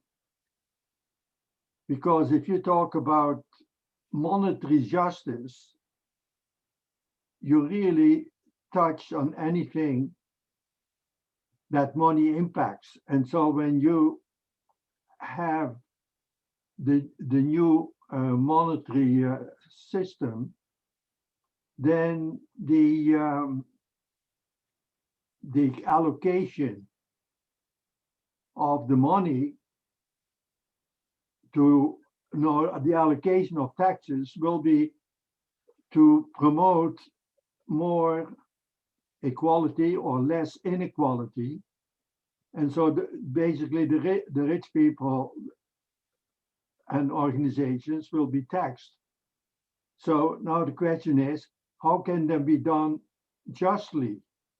And so Paul raised the question of this can be done either by a monetary authority or Congress. I think the main answer there would be that it would be done in a participatory or democratic way. And so coming back to Mark's presentation, the organization's name is Alliance for Just Money. And when people hear this, they may say, no, what is just money? Then we ought to be ready to say monetary justice is this and that. And so when you talk about monetary justice, then first of all, one can argue it is an essential part of social justice. And any kind of other justice, like gender justice, economic justice, legal justice, fiscal justice. And so monetary justice is to be part of a whole set of justices and injustices. And so I gave a presentation, a PowerPoint presentation for the International Peace Research Association, of which I have been a member for years. And for them, dealing with peace, most people were thinking about social peace and ecological peace. But for people to start thinking about monetary peace, that is a concept that is quite different. And so I think it's very important that the organization really starts circulating a kind of discussion paper, because these little presentations, of course, you can say they are for the website, but a simple presentation is in essence not so simple, because it has to be the product of a complicated discussion, so that complicated matters are simplified, and then one can make a proper presentation. So what I hope is that Paul's presentation is going to be circulated, because one really has to think about it. There are many questions, and there may be some answers available. And then secondly, I hope that we can set up a study stack of monetary justice, and not only call it social justice. Social justice is a combination of so many different justices. And so if you talk about economic justice, then basically fiscal justice and also monetary justice are part of it. And so I think one has to place monetary justice by itself as part of a whole set of justices. Thank you. So we've only got 4 more minutes, and we've got Sue, Lucille, Mark Cash, and Mike. I'm going to let Hobart decide what to do. Well, the next proposal is that officially we will finish at 9 o'clock. So just before exactly 9 o'clock, I will give this an official finish. But then, you know, we can stay on for another 15 or 20 minutes if you want to keep discussing this. So let's have 1 or 2 persons still posing questions, and then just before 9, I will jump in, telling something about future coffee houses. So Virginia, back to you again. Well, Sue is next. Okay, thank you. Okay, Paul, I just need the sources that you use to say that taxes support by far the greatest percentage of money spent by the US Treasury, because that was very surprising to me. Me too. I mean, these were, I just chose the nicest, clearest pie chart from the Fed that I could find. And so you saw the numbers. I think Virginia feels they're completely wrong. I don't know. So I'd like to see another pie chart with the correct numbers. So Well, could you share that with our group here? sure, absolutely. Great, thank you. I also shared the link to the US government's financial report, which is available at the Treasury. But if you type in US government financial report, it'll pop right up. Right. Well, the thing is, a financial report is just cluttered with numbers, and I just wanted to show the general numbers for this presentation. So it's confusing enough. If you can share them with us, that would be great. Your sources. Good, thank you. Okay. Yeah, to jump in here, we'll make a study stack again of this presentation. It might be structured a little more complexly, but we'll give it a try. Back to you again, Virginia. Lucille. I could let Mark Pash go first if he wants to. Okay, Mark. I'm eating my dinner, so it's only 7 o'clock.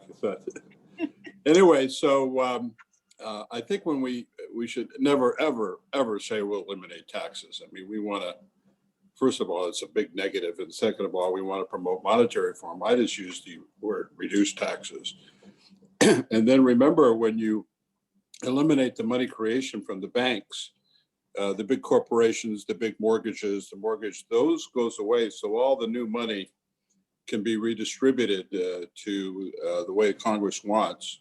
And once it's out there, it goes back into the financial system because people use banks or fintech. So, and then when you look at the configuration of the tax, when you group it that big, less than half of the people pay income tax. I don't know if you know that. It's 40 some odd percent, I think.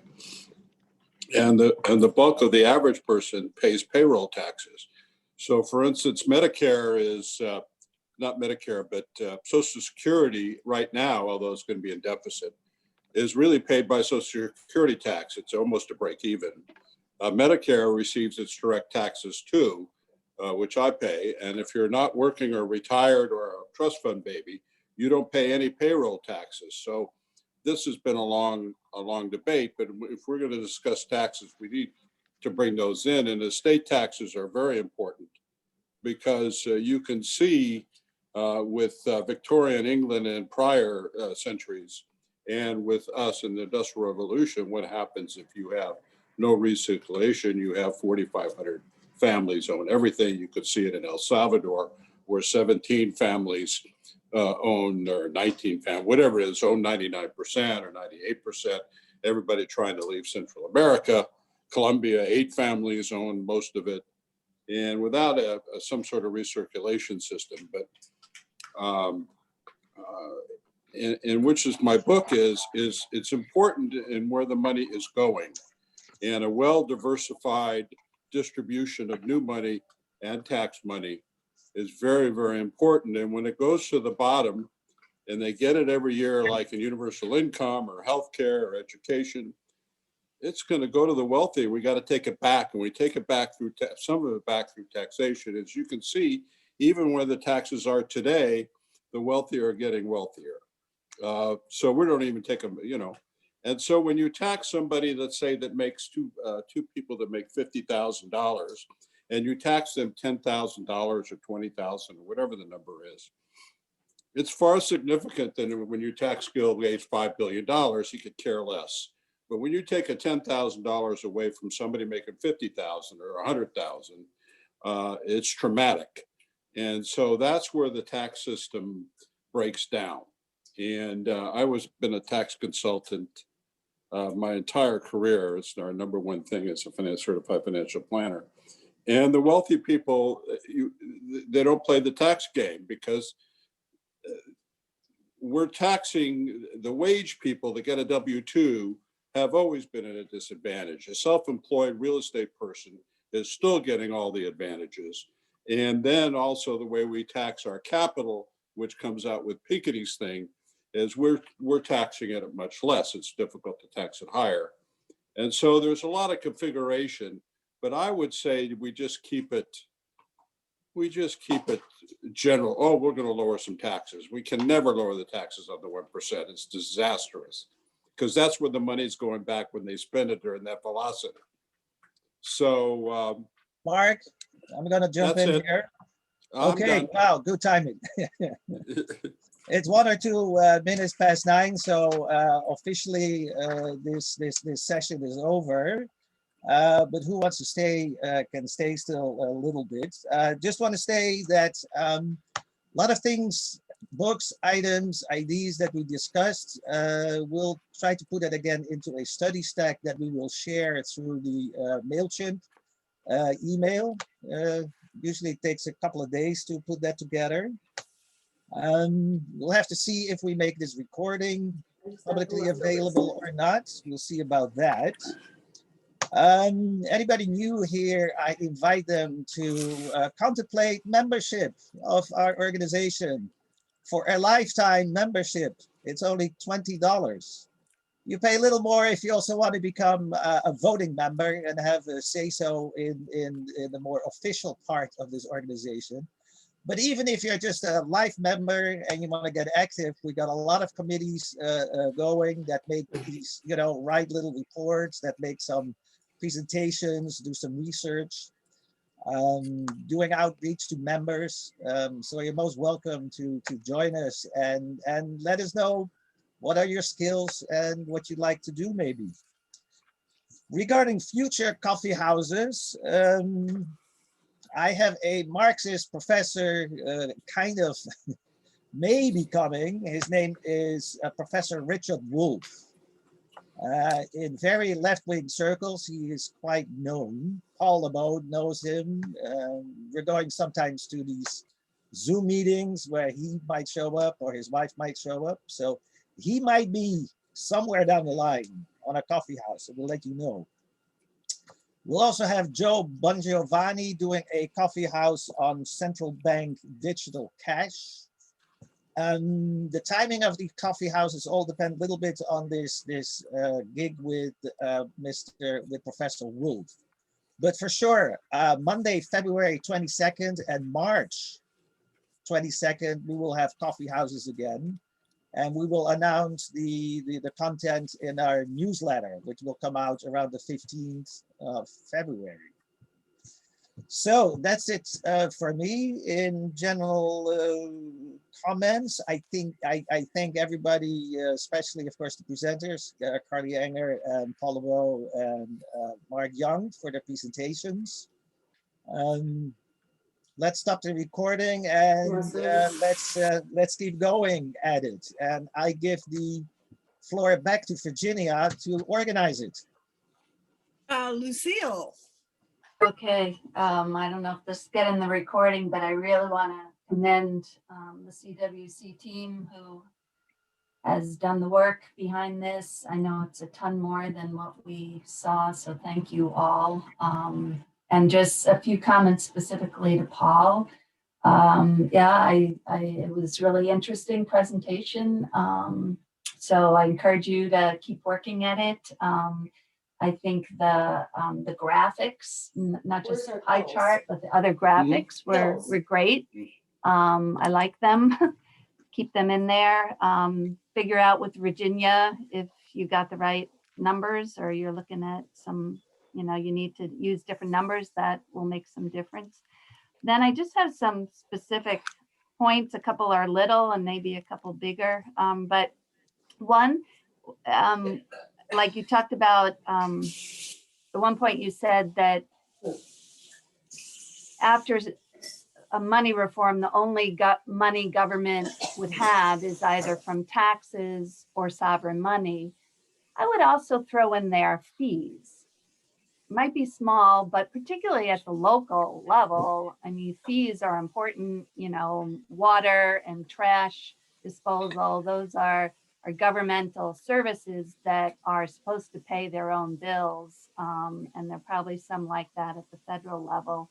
So that's a little item in there. A bigger or something I think you also need in your pie chart that I don't see there. That's why I asked the question, somebody else did too, about what you mean by entitlements, how you were defining it. But I think the big area, and a lot of it is at state level, not federal level. But as we know from the NEED Act, some of the money there is just a straight pass through to the state municipal governments. But the big it's not only state, it's also national. So that big category is just the public good or the social or public good. And I didn't see that in the pie chart. And, national parks and, carbon reduction. And, there's so many things that would go in there. So anyhow, that broad category and thinking about what it contains. One point you said, about that we won't have interest payments. And I think eventually we won't, but I think there's this transition period, as I understand, where as treasury bonds come due, they will be paid. And before they come due, the interest will be paid on those bonds.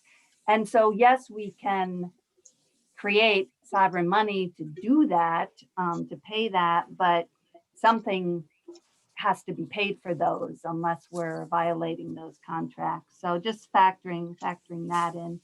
And the other thing that didn't seem quite to ring right was like when you were debating the questions, and I really, if I didn't say this before, I also echo what Virginia said in the beginning. I like your questions. I like the raising of questions about this. I think you're right on in doing that. And there probably are some that left out. But what I was going to say didn't quite ring right, it seemed, was that when you said, well, if we decide to have no new taxes, then that amount that we were getting and spending from taxes would have to be created by sovereign money. And that seems to be like true at one point in time. But then, the next year, that money would then be recirculating in the economy. And so then it seems for paying, that public good activity, there would have to be taxes. So something there didn't quite ring right. So think about that. And I think I had two other points. And I was thrilled. Mark actually Young said one of them, well, or half of it, but just that around the question of do we need or not need taxes, I've often thought of it, yes, we need some taxes for the checks and balances on the salaries of the representatives, the people we elect to represent us, and their expense accounts, that is where taxpayers, citizens, electing them to serve us, we should be responsible for, making sure they get paid well enough and not too much. And so it seems just for Let me know when you're however ready we to watch. define the inner work of government, that is, you know, and really it's narrowly defined, just, you know, keeping the lights on, the buildings well maintained, you know, something for capital expenditures over time.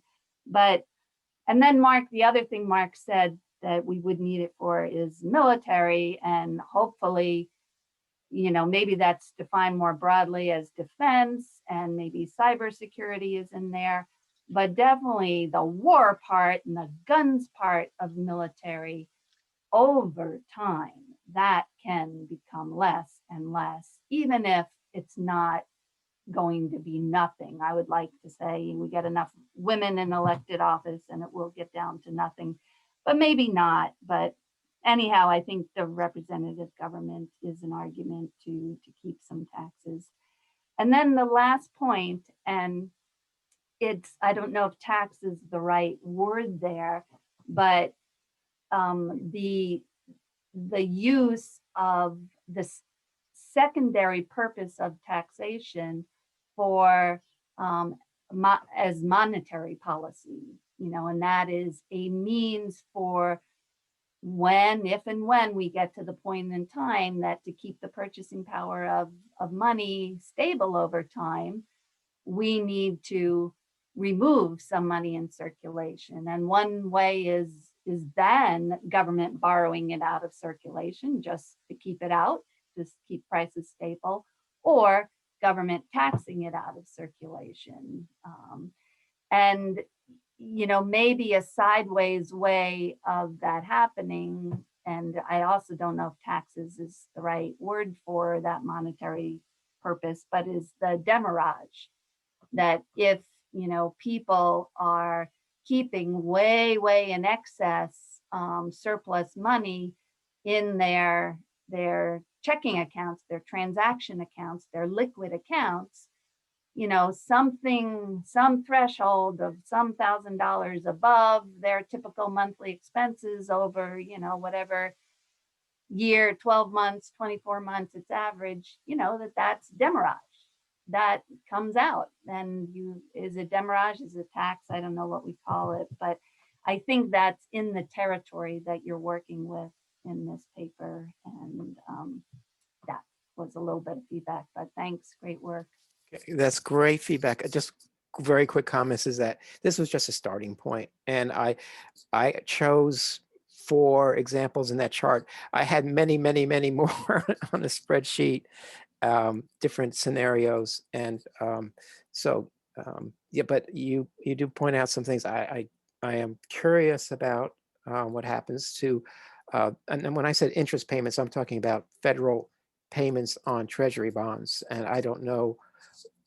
Maybe Virginia might know, but what happens when the NEED Act kicks in, or something like that? What happens to that, to those interest payments? But I also kind of meant when we reach some kind of equilibrium state where we're in a purely just money situation, how will an economy work? That's what I wanted to look at. So, and the last thing you said is another question I have, and Joe has been awfully quiet, but something that he said way back that kind of stuck with me is that we don't want to use taxes to control inflation. And it's something that I think about. We'd rather just adjust the rate of money creation rather than trying to pull money out of people's pockets and causing them to spend less. I don't know the answer again, but it's something that people assume, well, we're just going to do that. That's a very MMT concept. And, or maybe we don't have to use taxation to quote unquote, cool the economy. I don't know. And I'm sure it may be a little of both, or maybe just whatever the policy is, whatever the monetary policy is. But my gut feel is that there's enough power in the money creation process, so that should be enough to control inflation. We probably don't need to use taxation. Right, you're saying less would be created. Yes. And yes. the only point at which that's not sufficient is when We're not making any money. yeah, when you reach the point of zero, right? And there's still, people are doing, I think there's a whole territory of quality of life that will become non-monetized, non-commodified. We will, work our 12, that's where you get into right ideology, but no, we'll be able to read and make music together and have, weekly soup gatherings, in the park, whatever, soup and bread meals all together in the community for the fun of it. What a Not, concept. Post-pandemic. Anyhow, I'll be quiet, but so that would be the point where we don't need all of it. And, but yeah, that's pie in the sky.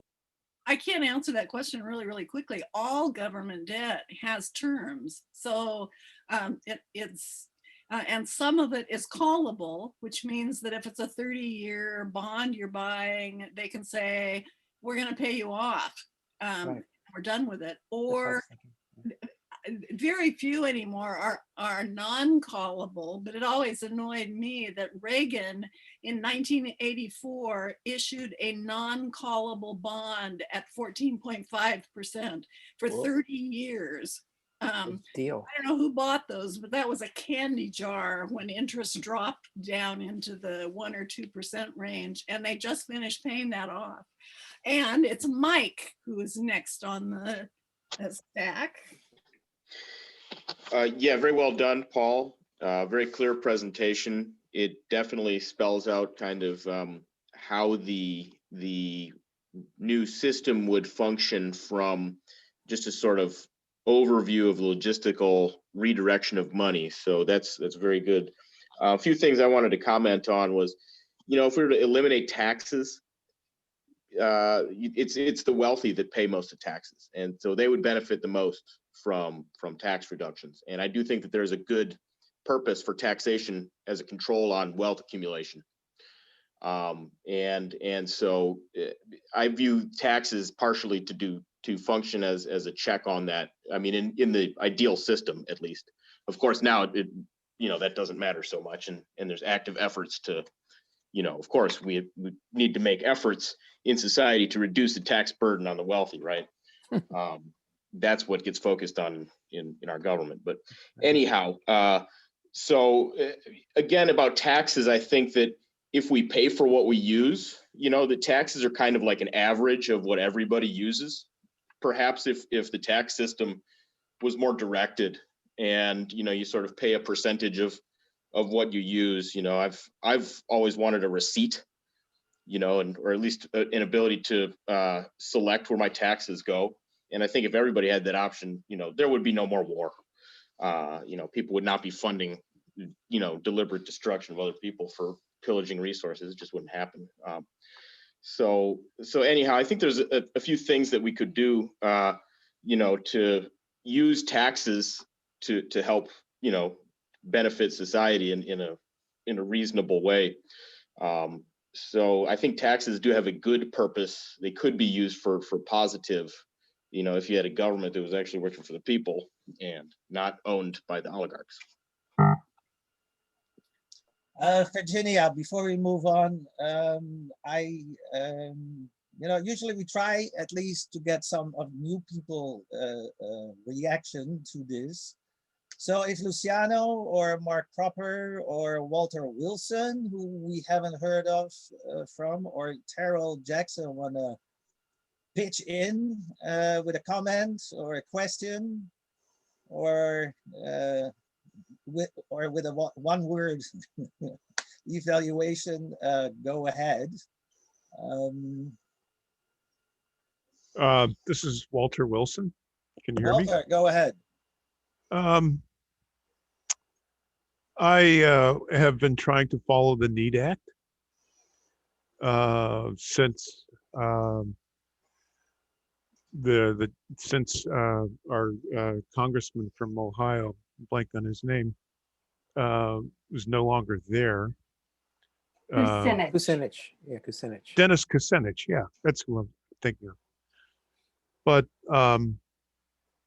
the idea of taxation and the introduction of new money, I think, has relevance from the standpoint that we need to find a way of getting the production of money in the hands of the Treasury rather than where it is right now via the banks. And it's the conversations here are interesting from the standpoint that it seems that a lot of us are, or at least in this discussion, are aware of a need for a better monetary system, but the real problem is convincing the powers that be to consider the issues surrounding just money. So that's basically my comment. From a political point of view,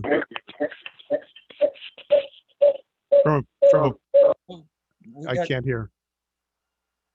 Okay, we had a little interference, but can you hear us? We can hear you, I think. So, Yeah, I can hear you. I don't know what the interference was. Someone was calling in on an outside phone. It may have been you simultaneously. I don't know. And so it was getting feedback. Oh, anyway, I'd like one of the things that I write into our politicians in DC, congressmen and senators alike, is to try to get them to consider the subject of monetary reform. And so I'll just end it right there. Thank you. all right, thanks, Walter. Yes, indeed. Terrell. All right. Yeah, So go ahead. yeah, all right. So basically, I just appreciate like being here, learning more about this, and thank you for inviting me into your space tonight because I'm still learning about this. I'm very new to this conversation, and I don't know much about it. So I just enjoy listening in and seeing like where the conversation is heading and what are the ideas being thrown out there as a novice to this. So I hope to continue to come into the coffee houses and just to be in this space. Thank you all for allowing me to listen in tonight. You're most welcome, and thanks for coming. Are you on our newsletter? Is that how you found out about this session, about this coffee house? Yes. Okay, then you're good. You're gonna get the study stack and further invitations for coffee houses. And the newsletter, of course, that's what you signed up for. Mark Proper, you still wanna get us a little feedback? And let us know if you got lost somewhere, if we got too technical maybe, or not technical enough, or not clear enough. If not, Luciano, same question. No, it's clear. I understand everything. Oh my God, wow. You're ahead of us. Sorry, you were talking to me, no? You said Yes. Luciano? When you said you were understood everything, I said you're ahead of us then. No, I understood. But well, I did some videos, not very professional like your conversation, but trying to test the knowledge of common persons, no? At the street, common, maybe not educated. And you know, everybody told me if it is really so easy, no, the trick, so why nobody change it, no? So I understand that you are professionals that no, you want to change no, the whole system, and you need this professionality, no? But sometimes to have more support for people,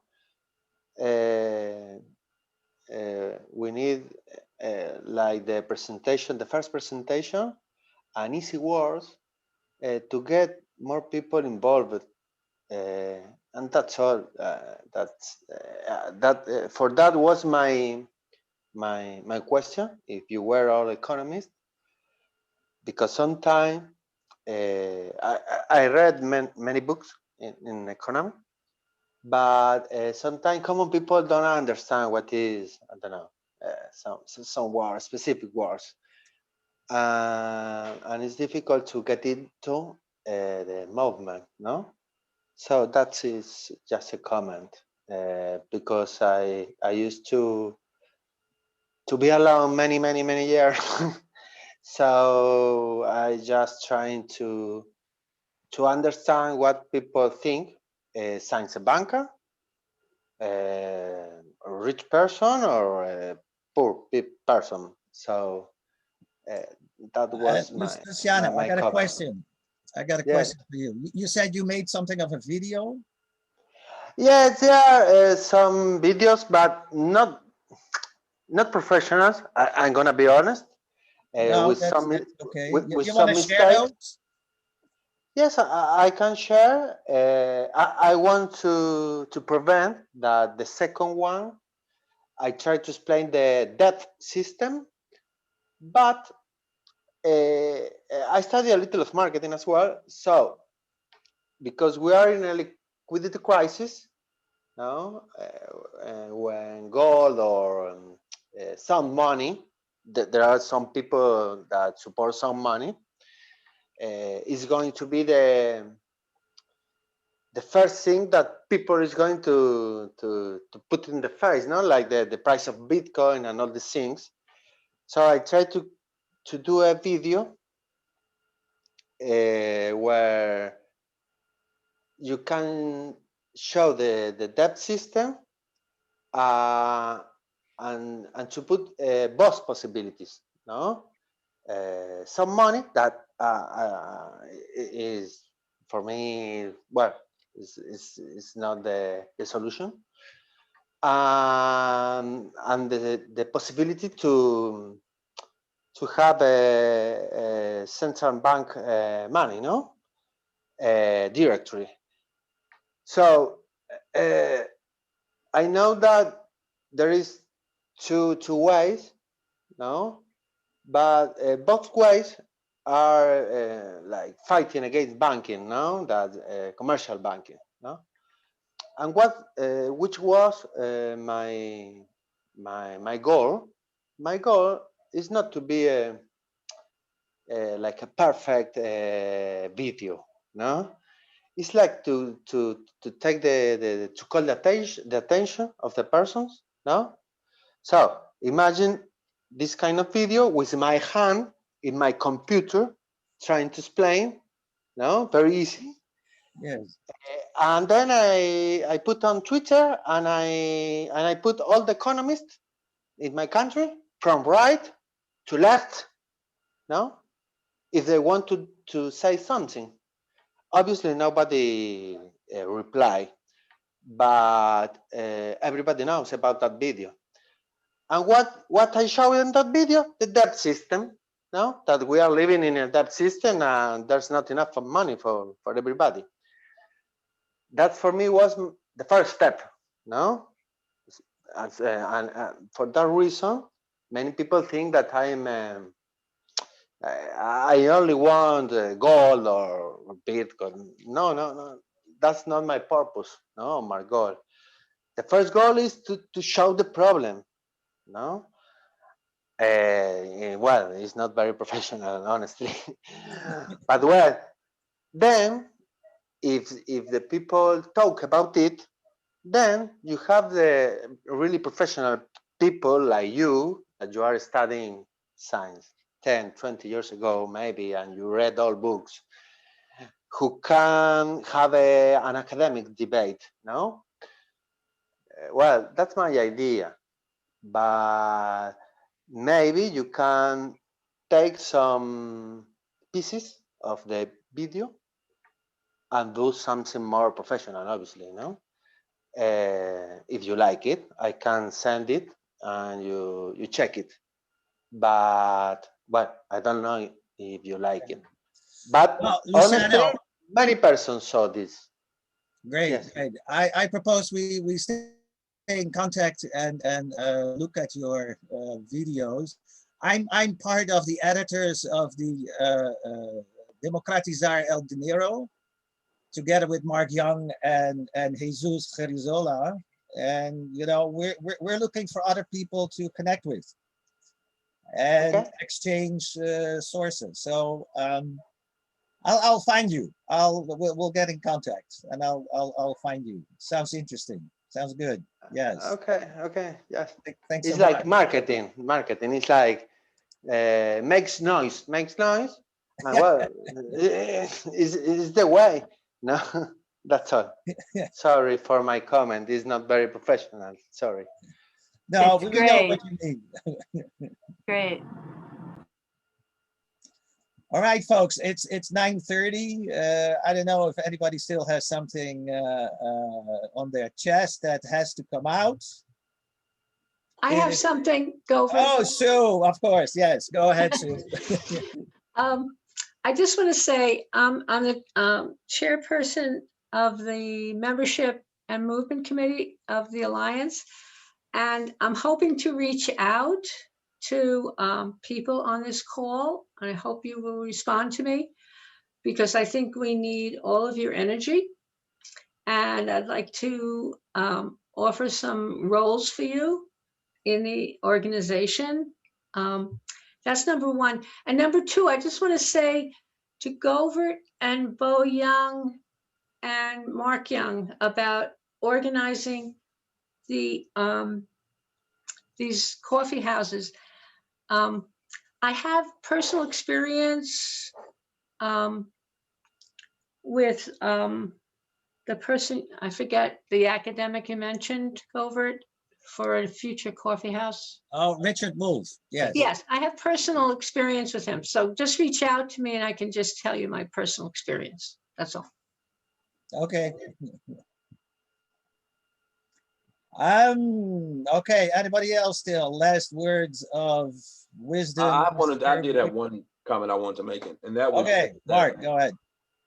The purpose of this whole position paper thing, and particularly the taxation argument that Paul put forth in his presentation, is that in monetary reform, it takes monetary theory, and because I think as Paul indicated when he first started, is that doing monetary reform in a global free market system with all the different inputs and outputs has never been done before. And so what we try to do each other is push each other to think outside the box and not get trapped into our current way of thinking and what this current system has kind of shuffled our thinking into, and to think outside the box and to come up with monetary theory that can then be modeled and studied by actual economists who have economic models. And so while we may not agree on what taxation level is proper, or if you can eliminate or reduce taxation to a certain point, we do have to come up with problems that can be studied by people so that they can do a model and say, okay, well, let's model the United States and this amount of productivity with this amount of taxation if it's just for defense and some of the things that Lucille mentioned and nothing else. And we create all this money. What happens? Or model different things where there's half of that. But I think at least my goal is to always push the conversation and to get the guys involved that do have the economic modeling software, just like Yamaguchi modeled the NEED Act exactly as it was and said there was no inflation.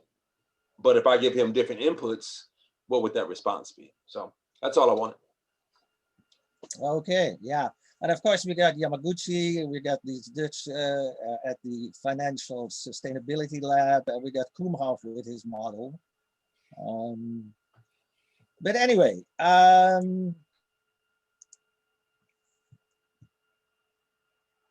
this is it. Folks, thank you so much. Again, I think this was a great coffee house, great discussion, great creativity. I hope we contributed something that we can share with the world in a organized way. But we're in a production process, and we're gonna get better and better. That's for sure. So I say farewell, good night, be all well. Thank you very much. Thanks, Clover. Bye-bye. Thanks, Grover. Thanks, everybody. Thanks, everyone. Thank you, Thank you guys. all. See you Good next night. time.